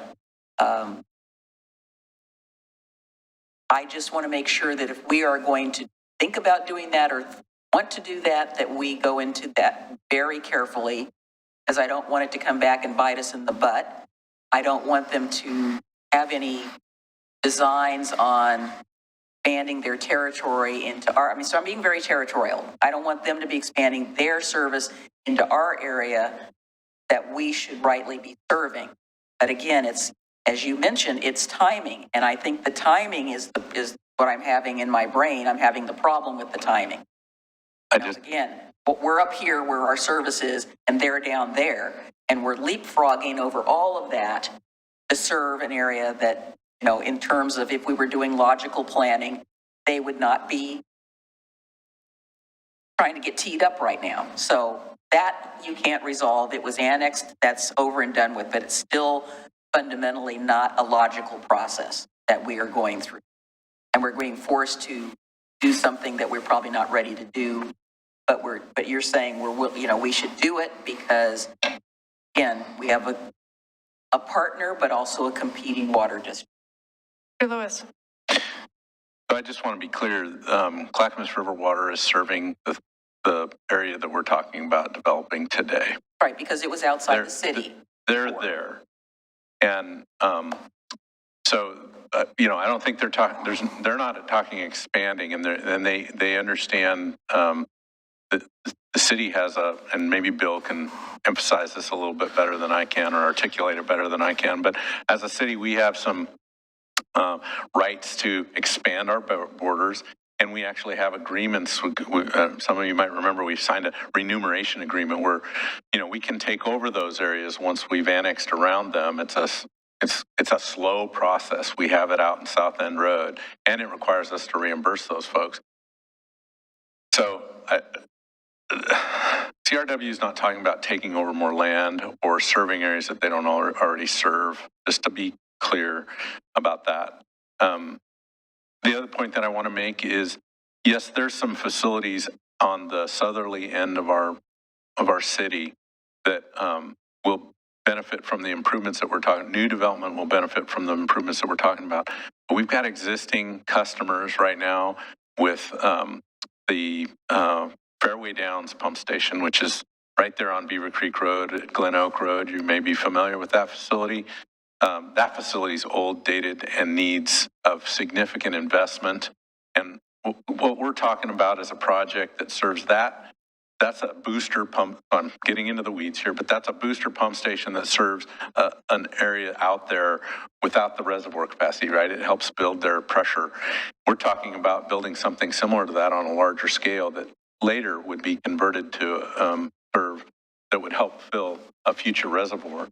Timing of these is kind of very, it's like the rest of this plan. There's a lot of variables in play. I don't want to give you the impression that these improvements serve your existing customers today in a big way. So it's not just about new development. Yes, new development in the Thimble Creek area benefits from that. Yes, it'd be hard to not share that the development community is interested in knowing answers about this, whether the city's going to get there or whether CRW is going to serve them. They're asking those questions. They were asking those questions a year ago or more. They're still asking those questions. We're trying to develop a plan that we've been working on for a long time with how to serve that upper zone. And we think this is a good way of getting there.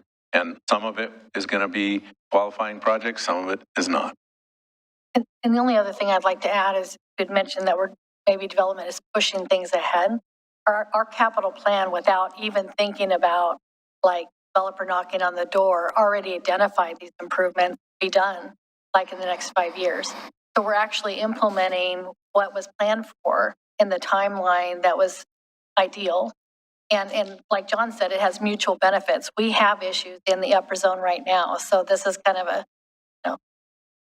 Yeah, I'm aware of that when sometimes my memory works really well, but when I was with the city, our community development department initiated a lot of those IGAs with our public works department with these other service providers outside because we didn't have those agreements, 20 years ago. So Fairway Downs, the area, there was already an acknowledgement before the subdivision was approved that it was going to be a problem, down the road. So I'm aware, I'm aware of that. And I don't have any issue with that because that was a known factor. We knew that we were going to have to get there and fix that because it wasn't going to be available for the long term.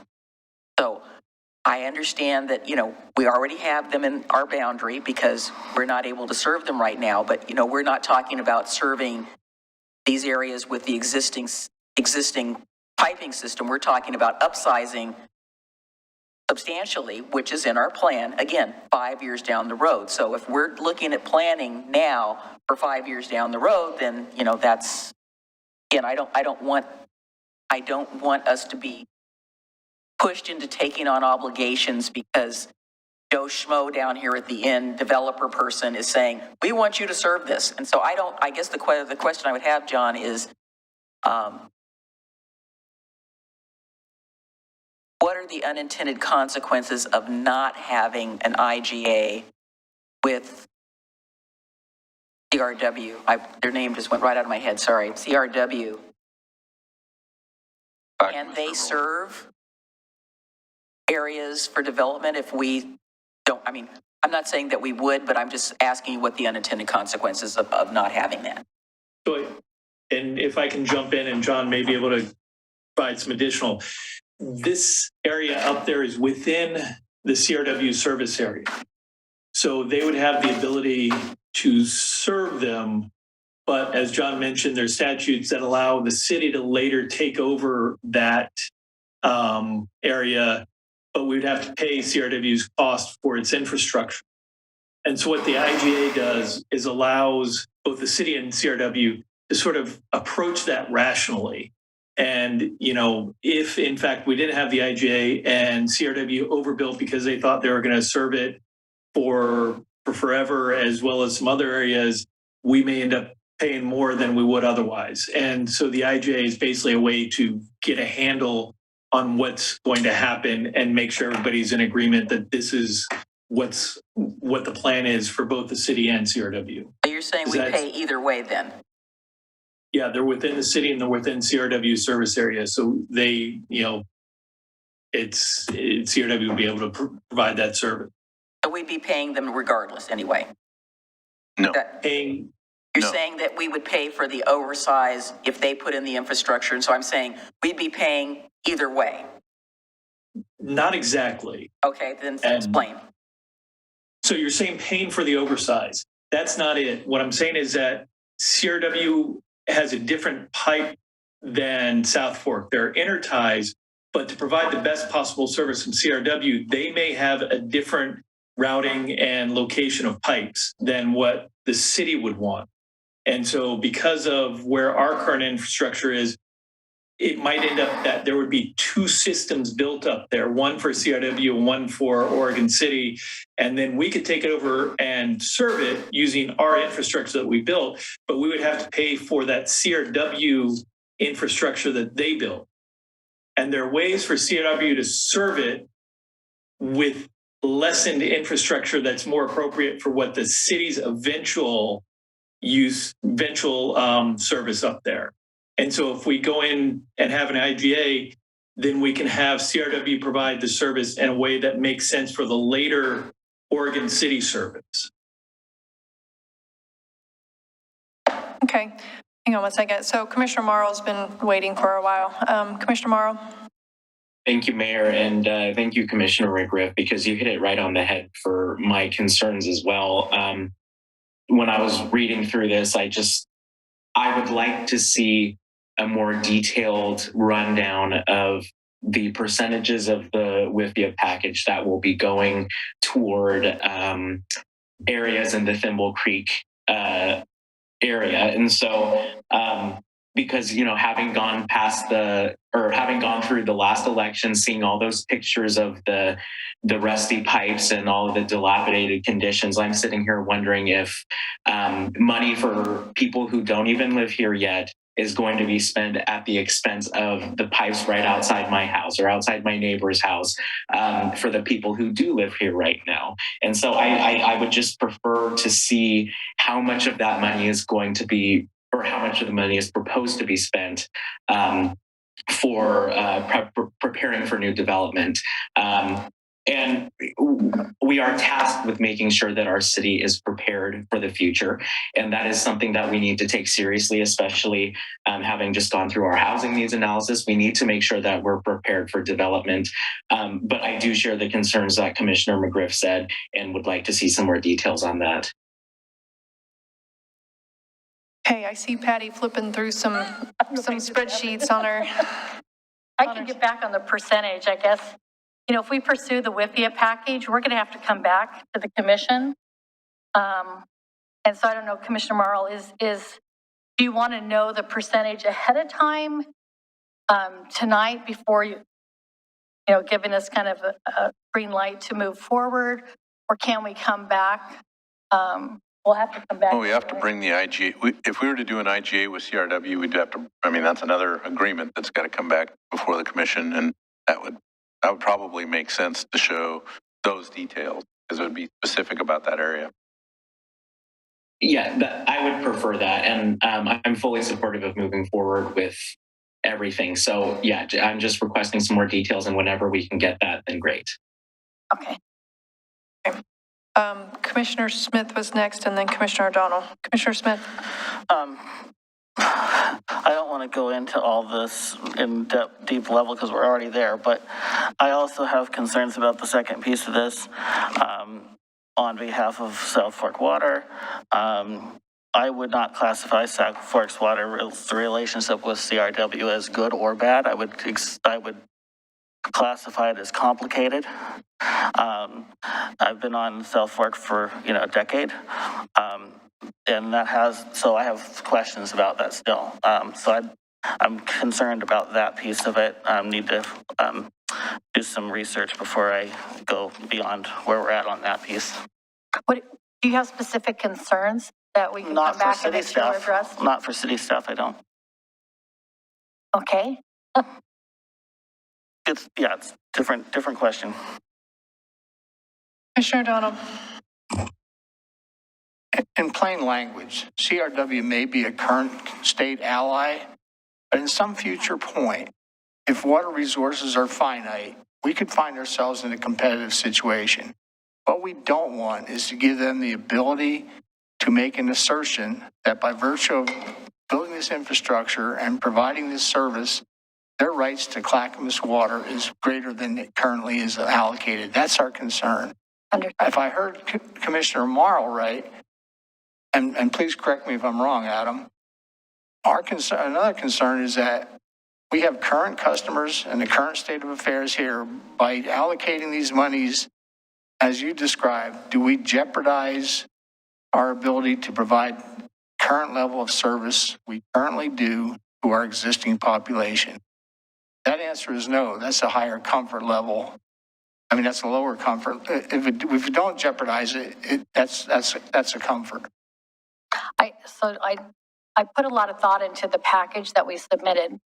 And the approach that I took is trying to tackle, thinking of equity citywide, right? So a big portion, I don't know the percentages, I'll come back with that, but a large portion is really tackling those old pipes, the undersized pipes, right? That was number one, pulling that in. Cybersecurity, we've got some weaknesses in our data system, so bringing that up to speed. And then we know that we're having issues, especially during summer, right, to meet peak demand in the upper zone. And so what we did is we identified which projects do we need to tackle to address that. And they are the transmission mains coming down Malala. Now, does that have a dual benefit to be able to accommodate the growth? It does. It wouldn't be wise to spend the money just to replace it in kind. You're going to want to size it appropriately for the growth. So I did put a lot of effort into making sure we were kind of hitting our hot topics, and especially adding in the reservoirs, knowing those were very expensive. Those are things that serve everybody, especially during, ice storms when we don't have, and fires, wildfires. So trying to tackle that. I can come back with the percentages, but I really put in the projects that I felt served the community best. We're just wary of CRW extending their sphere of influence. Heard of a project, a backbone project? Is that what it's named? Yep. And not an extension of their current area of operation? Yep, it is. So, those are the things that we have dual concerns about. So we need to discuss it further, I think. Yeah. Can I just say one more thing? We've been having some really good conversations with CRW, and I don't have the history here, but our conversations to date have been very productive. We are working actively to withdraw some of the old CRW service areas that we already have as customers. So they've been partnering with us on that all the way through. We've had preliminary conversations about this IGA concept. It's clear from both sides that this is an interim plan. This is something that we are trying to bridge a gap and provide housing to the community. So I feel like, from that standpoint, it's been a very positive conversation. I'm hoping we're going in a good direction. And I'm not challenging that statement, but the strength of the IGA will be everything. Clarity and what's going to happen at what point in time. But again, I never want to sacrifice the well-being of our existing community to provide a higher level of service for new development. Correct. I won't do it. I don't think that's what they're saying, though. But I think that's what you're all interpreting. Well, no, but if the monies are allocated, the question is, do we have enough money to preserve the current system? And if we do, then I've got no problems with it. Do I think the WIFI loan is a good proposal? I do. I want to understand it in total. And just to be clear, I think the idea of doing the IGA is to protect our interests and to protect South Fork Water Board. That's the whole point of doing the IGA, is to come to an agreement and it would hold CRW at a place where we're all in agreement and keep them from potentially inflating their pipe sizes or whatever and pinching us more into a point where we either pay more money later or it risks our water rights if they're able to say, well, you guys never did anything and we've already provided pipes, we've updated them and everything. And so truthfully, without doing the IGA, I feel like we're putting ourselves in more risk and more jeopardy. And I think that's what you guys have been saying. Exactly. And what we're trying to do with this IGA is to put into place and in writing, right, that the water infrastructure that's built as part of the development will be the city's infrastructure. It will be the city's customers, and that the CRW will be providing water through a master meter. So that prevents a double system, as Bill was talking. Right. Okay. Commissioner So Smith. what input did South Fork staff have in this, on this? Because if the conversation has only been with CRW, No, then... we had meetings. And Well, and what was... Again, CRW's, South Fork's direction has been not much different than what I'm hearing from this commission, which is let's move forward with, projects that preserve the systems that mean South Fork Water continues to serve that area. So we had that with John before he left, Wyatt in the room as well. And since then Wyatt. So South Fork should be supportive of the idea of a IGA. They've been aware of this the whole Yeah. time. But my questions are going to be for South Fork staff. Okay, so for next steps, it sounds like you need a general direction on 2 items. The WIFIA, and I think the purpose of that would be so that you could start working on the application, right? It sounds like I believe there was general consensus that enough that yes, you have a go on the WIFIA. The IGA, I guess the question for city commissioners, I'm fine with them moving forward. I would like to know that South Fork Water Board is being consulted. I would prefer a letter of support from South Fork Water Board to come back, or maybe Wyatt can come and present to us when the IGA comes back to us. Is there anything else we want to put in that? No, I think your suggestion about maybe more than a letter of support is very appropriate because, again, so we also have our other partner in South Fork, Right. which is the city of West Linn. So, but in general, I think we're all feeling that it's in our best interest to move forward with the IGA. For commissioners, if you have any other requests regarding the IGA, please follow up. I guess I would just clarify, we can certainly work with South Fork. We have that relationship. Yes. Would the city commission members who are South Fork board members be reaching out to have the discussion with the South Fork water attorney? Yes. I think so, yes. we can have it, but The it's answer is probably, yes. we've better got if these they 2 do it. different jurisdictions going. better if they do it. And if you guys could reach out and talk to our West Linn counterparts, because, they're part of the solution. Well, they sit on South Fork with us, and Yes, that's the what I'm attorney we saying. have is a specialist in water rights. So What I'm saying. that's a good discussion to have, sir. But that'd be What's good for the something, goose be not good for the gander. that would be something that one of the city commissioners, as a South Fork commissioner, will initiate that conversation with Mr. Parno, and then we can assist as is seen fit. Is that a good way to move forward with Think that so. topic? Who within the city should be the South Fork's point of contact to discuss this particular presentation? Would that be you? Or you? Or we can get him an update and we'll ask him to watch this meeting, but I think what I'm hearing, we don't go to the South Fork board meetings, and I think that's, so what I'm hearing from the city manager is asking Commissioner O'Donnell or Commissioner Smith, you carry that to the South Fork board meeting, South Fork. Right.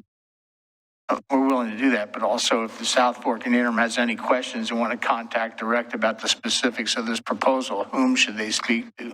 So I've been working with Wyatt, John and I have been working with Wyatt throughout this. Good. So Okay, so it's Patty. And So Patty's the Chris point Chris person. has been, we've had some attorney meetings with, what's Chris's last name? I can't remember their attorney, but he's It's been, Crane. So all of this discussion, we've actually had joint meetings talking about it. Okay, so just to be clear, it sounds like Commissioner O'Donnell and Commissioner Smith will follow up with CEO Parno of South Fork Water Board, put it on the agenda, request for it to be on the South Fork Water Board agenda item so we can have a full South Fork Water Board discussion. Any questions should go to Ms. Nelson. And city staff are currently not doing anything on the South Fork Water Board. We're not expecting them to be asking for a letter. We're not expecting them to be doing anything at this point in time. That was an excellent summary. Sounds good? Okay, just make sure we're all clear. All right, thank you, thank you. Go forth and WIFIA. Yes. All right, so I think we're on to city manager's report. I don't have anything tonight, thank you. And then we're on to commission committee reports. I can go down the list because it's actually kind of early for us. I know Commissioner O'Donnell doesn't have any updates. CIC, Commissioner Marl, do you have any updates? We had a meeting last night and nothing too crazy happened. We reelected Bob LaSalle as chair of the CIC. And let me bring up my notes real quick. We had a discussion about the floodplain insurance and just one of the requirements that the city has to make sure that people are aware of that. And then we also had a presentation from Stacia Hernandez from Grand Ronde, just giving a little update about what's going on at the mill site. All right. Thank you, Commissioner Morrow. All right, Clackamas County Coordinating Committee, we did have a meeting. There was a C4 meeting last week. There were two items that were primarily discussed. The first was, of course, the I-205 tolling and Abernathy Bridge project. The primary conversation there was that ODOT responded to the C4 letter. If you'll recall, last time I gave an update on this, I mentioned a letter, and I think it's been provided to you, that in December that the C4 Coordinating Committee wrote to the Oregon Transportation Commission. In response, OTC did not respond back. ODOT responded back. C4 was very, I'll just abbreviate it. C4 was extremely unhappy with the response that we received.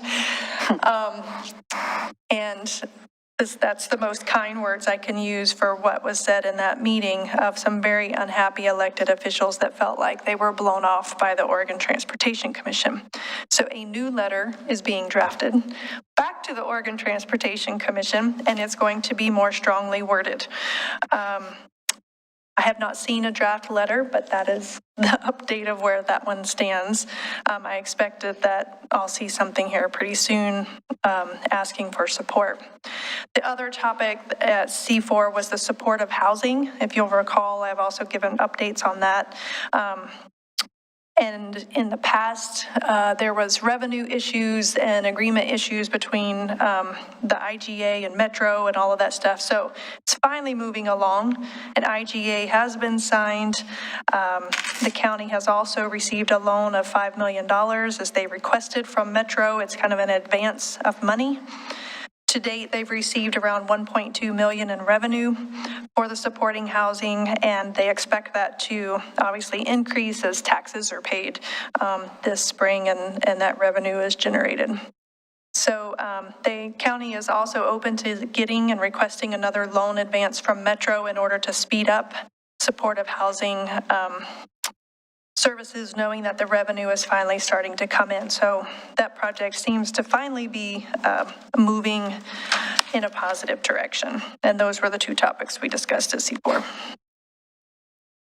And with that, I'll move on to the Clackamas County I-205 Tolling Diversion Committee. I believe it's actually been active. Commissioner Morrow and Commissioner O'Donnell. Commissioner Morrow? So we have been meeting on a monthly basis. And the last meeting we had, there were a lot of developments, but Mayor Lyle Smith pretty much summed them up at the regular commission meeting we had following that, because this is a subcommittee of C4. And so a lot of the same things they're working on are what we're addressing. And so there's nothing new there yet. I believe we have one coming up mid-February. I just sent an email because I haven't received an invite for that yet. But yeah, nothing too crazy has happened since the last update I gave. Do either of you have any information? I have dates, but I've not received any information on ODOT public webinars on diversion. I have February 15th and 16th, but I have yet to read. Have you heard anything about that? Okay, I haven't heard anything either. It was mentioned and I wrote it down, but I haven't seen anything. If I see it, I will pass it along. Thank you. Do you have anything else to add? No. Okay.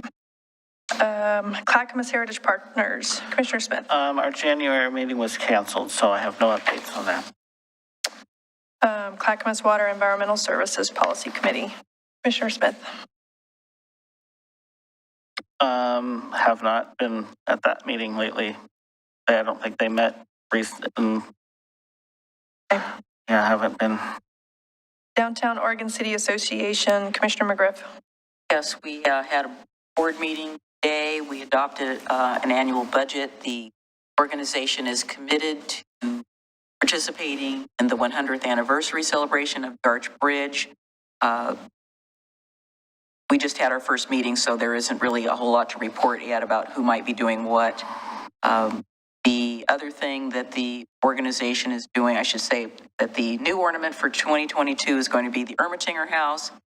So that will be available later on this next couple of months, or actually next month, I believe.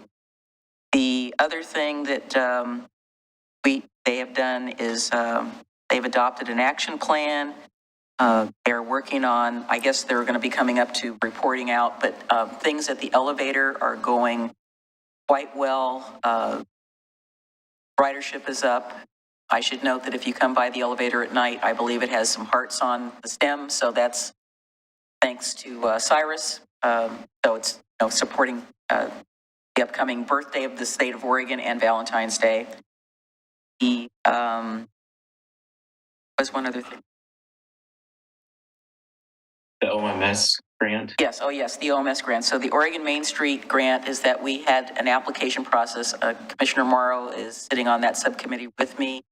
We reviewed probably about 6 to 7 applications, and we are going, it was narrowed down to 2, then to 1. So they are going to move forward the application from Bridgeview Beer and Wine Supply. He is looking at activating the space, and I can just see everybody jumping up and down in their minds so that it will be a retail space. So the grant is for $200,000 if we are approved, but we're working on the application to get that submitted, to move that forward. So that is, they're also looking to replace the Clean and Safe program person, which they've had, as like everyone trying to hire somebody, just get no app. We put it out 4 to 5 times already. There's been no applicants whatsoever. One person expressed interest, but then you get the situation where they express interest, then you never hear from them again. So that's been unfortunate with that regard. Have they discussed the lights, the new lights that are supposed to go up in downtown? Wasn't that a Metro enhancement grant that we used? Yes, and more than likely, they haven't discussed it specifically, but they've been in discussions with the City of Oregon City's engineering department, and apparently there are more hurdles with regard to that than was originally anticipated before they applied, because obviously it's a safety route, and I believe that the height is a concern about making sure that vehicles can get under that emergency vehicles of those type can get under that. So there's a little bit of backtracking going in terms of trying to resolve what that is and what that might be needed. But I will say that Public Works has been very cooperative, working through that process. And then has DOCA discussed the parklet topic? Well, it's been their position all along that the existing parklets, the 3 that are there, it's 2, excuse me, because the third one, it was Renee's, and they applied for it, but they never built it. So I'd have to say that's not going to happen. But the 2 that are there, they feel that they should remain. They felt very strongly about that they add value to those particular businesses, and hopefully over time they're going to recoup their investment, because those were not inexpensive projects. So let me be more specific. Is DOCA taking an active role with those 2 businesses and letting them know when this item is coming back up to the commission, and the fact that that it was initially a pilot, and we were actually, some of us were on the fence last time we talked about it. I just wondering if some communication. I don't know if any further communication has happened since we met last time, but I will pass that on to the director to make sure that she's back in touch with, so there are 3 businesses, Ingrid's, Archbridge, and Nebbiolo.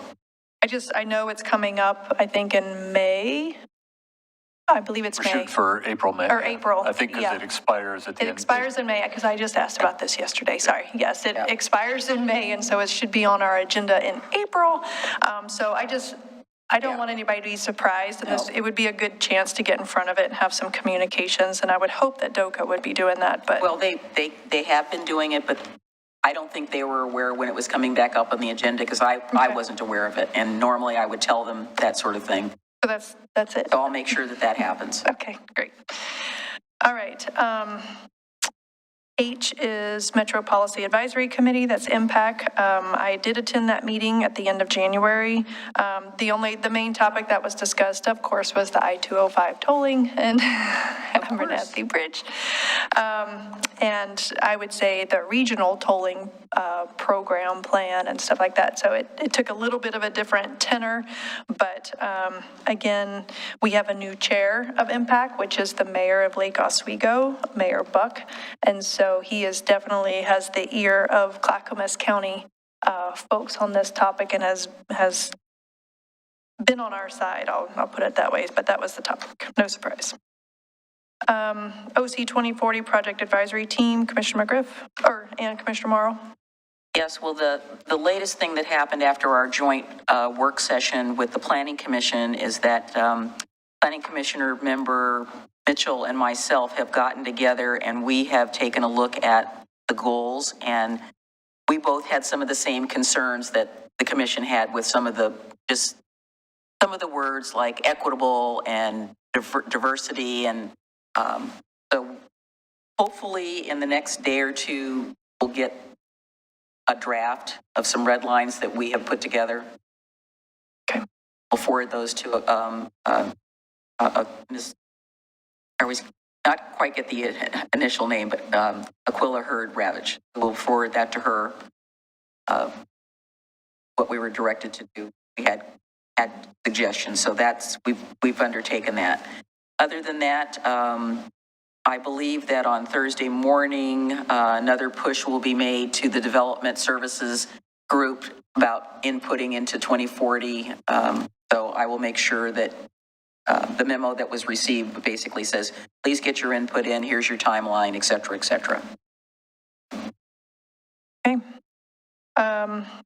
Willamette Falls Locks Commission, they are currently meeting at times that are very difficult for me to make with my schedule. They are in the process of setting up and passing information and trying to get the new Willamette Falls Locks Authority. They're in that transition period, so trying to make sure that they're up and running and will be successful. I recently attended a meeting with Sandy Carter, who's been appointed to the authority. Mm-hmm. And she basically said that both things are running in parallel and they are trying to, I guess the word would be sunset the commission because the authority will take over. The interesting thing that I asked her is I said, well, is the amount of money that the Corps is contributing, have they accounted for inflation? Because obviously the price that they quoted to do the repairs versus what it's really going to cost is there's a considerable gap.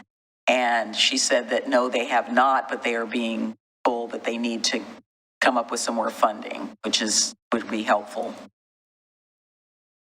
Okay. Oregon City Tourism Stakeholders Group, Commissioners O'Donnell and Smith. I don't know when they're meeting or when their last meeting was. Have not. I'm not getting any notifications of meetings. Okay. They haven't been meeting, I can tell you that. You know, Tony? No. Okay. All right. Oregon City Westland Pedestrian and Bicycle Bridge Advisory. I think we've talked about that a lot tonight. Yes, I think we know about that. So we have not had any further meetings as the group. Okay. South Fork Water Board. Commissioner O'Donnell, Commissioner Smith. We had a quick meeting. We talked about, oh my gosh. I know we talked about the ACE Water Conference coming up in June. We talked about The state of the company. The Which is chemical, solid, yeah. right, chemical and the feed chemical building. feed building is underway. Yeah. That project is on track. When was the last time we had a presentation by South Fork? I mean, I recall the last one we had was Mr. Collins, probably about a year and a half ago. Been a while. A while. So maybe that's something that we need to have as a short presentation. I'm looking at you, Tony. I think Tony looks for general consensus from the commission if we would like to hear a presentation from South Fork Water Board. Did we invite South Fork Water Board to come and do a little dog and pony show? Probably We've got three people that sit on it. We can be the messengers of whatever's going on, and they're financially solid organization, and they're realizing some savings in construction as some of the prices of building materials drop. So, I mean, we're in a solid position up there. When we talked about some other things such as generators and stuff, should we do that? Should we not? Are they cost effective? But the details of it really aren't necessary tonight, I don't think. Well, I guess I'm partial to having Mr. Parno come and chat with us. I mean, it's not like he's a stranger. I think Mr. Parno would give you a one-on-one tour and meeting. Mr. Parno would, yes, he would do that. But I'm thinking about the general public and the state of our water system and how wonderful it is. So just keep that in mind. Okay, Willamette Falls Landings and Heritage Area. We are moving ahead. We have our next meeting is coming up in 2 weeks. We are, so there's some events and things that are coming up, such as Ewing Young Days, which is going to take place down in the Champoeg Butteville area. What we are working on very diligently now is the organization has entered into, we have an equity statement.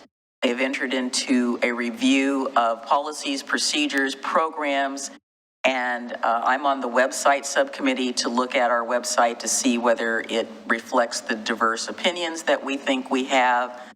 John George is one of the advisors for that, as well as Minnie Ogle, who is from PGE.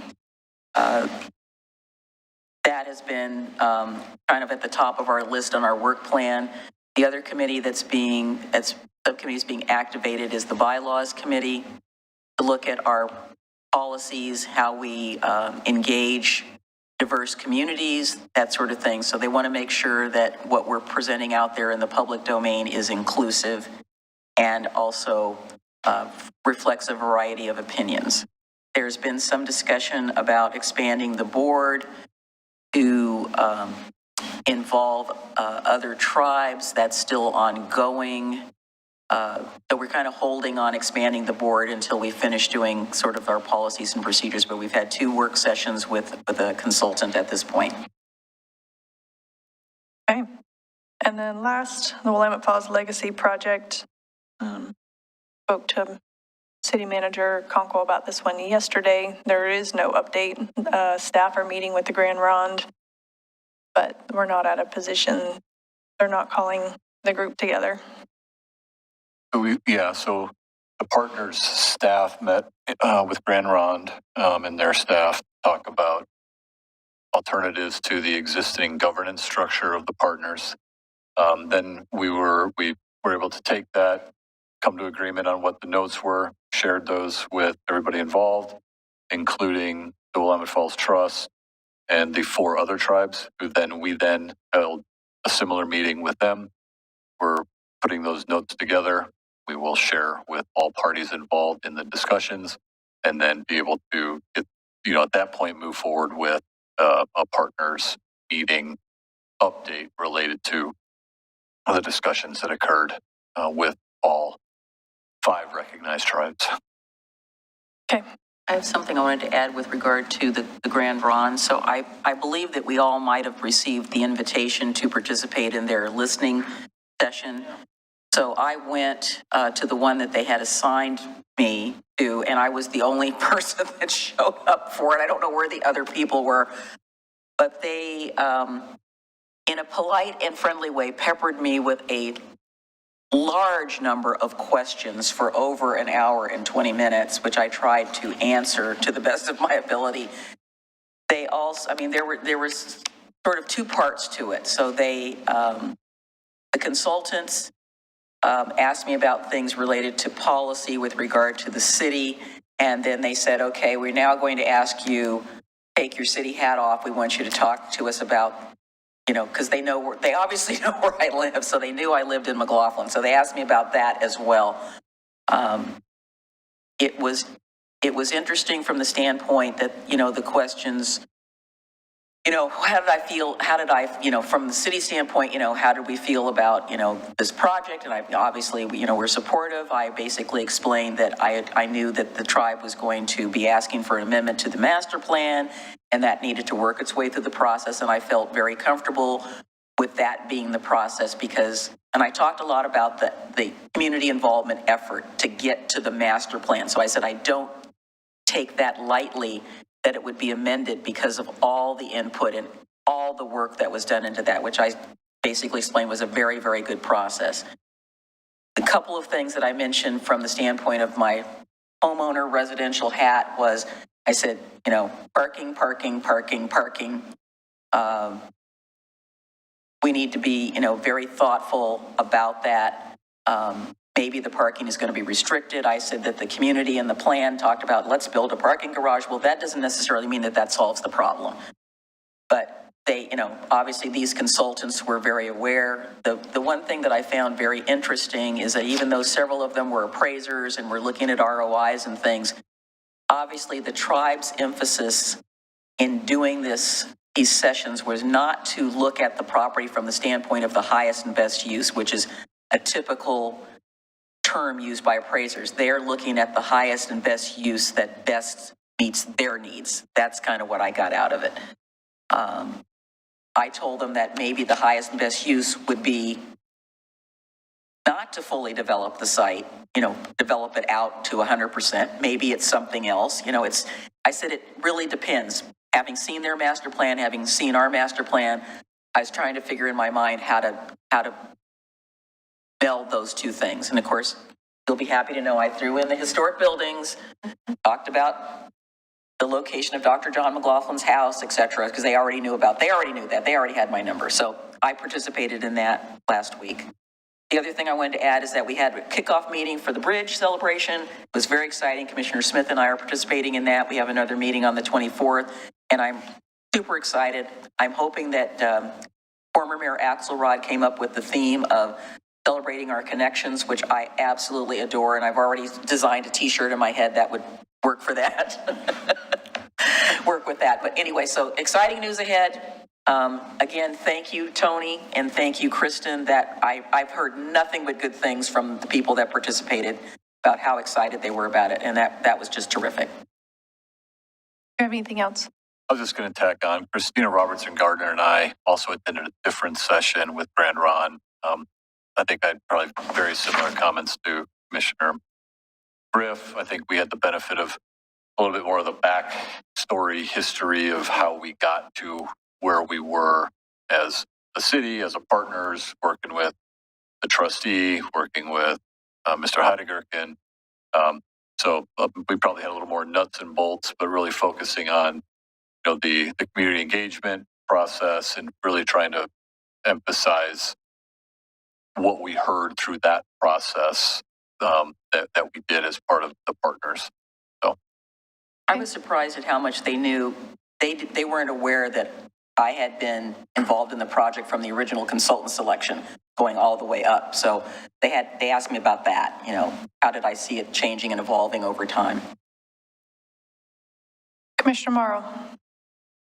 This is about a different committee that I just wanted to give an update on. And seeing as we have time for once, I just wanted to talk about it real quick. But I brought this up last year. I was asked to join a child care task force that's countywide. It's put on in part by Clackamas Education Service District, Clackamas County's Department of Human Services, I believe, and then I think it's the Clackamas Workforce Partnership. And we've met several times, both as a big group and in subcommittees. The big group has, I think, around 50 members. There are local government leaders, education leaders, childcare providers, state legislators on there. And the subcommittee that I'm on, we're looking at facilities and infrastructure across Clackamas County and how we can make sure that one of the things we're looking at is if we can develop a model code for Clackamas County, just given the huge deficit in land and infrastructure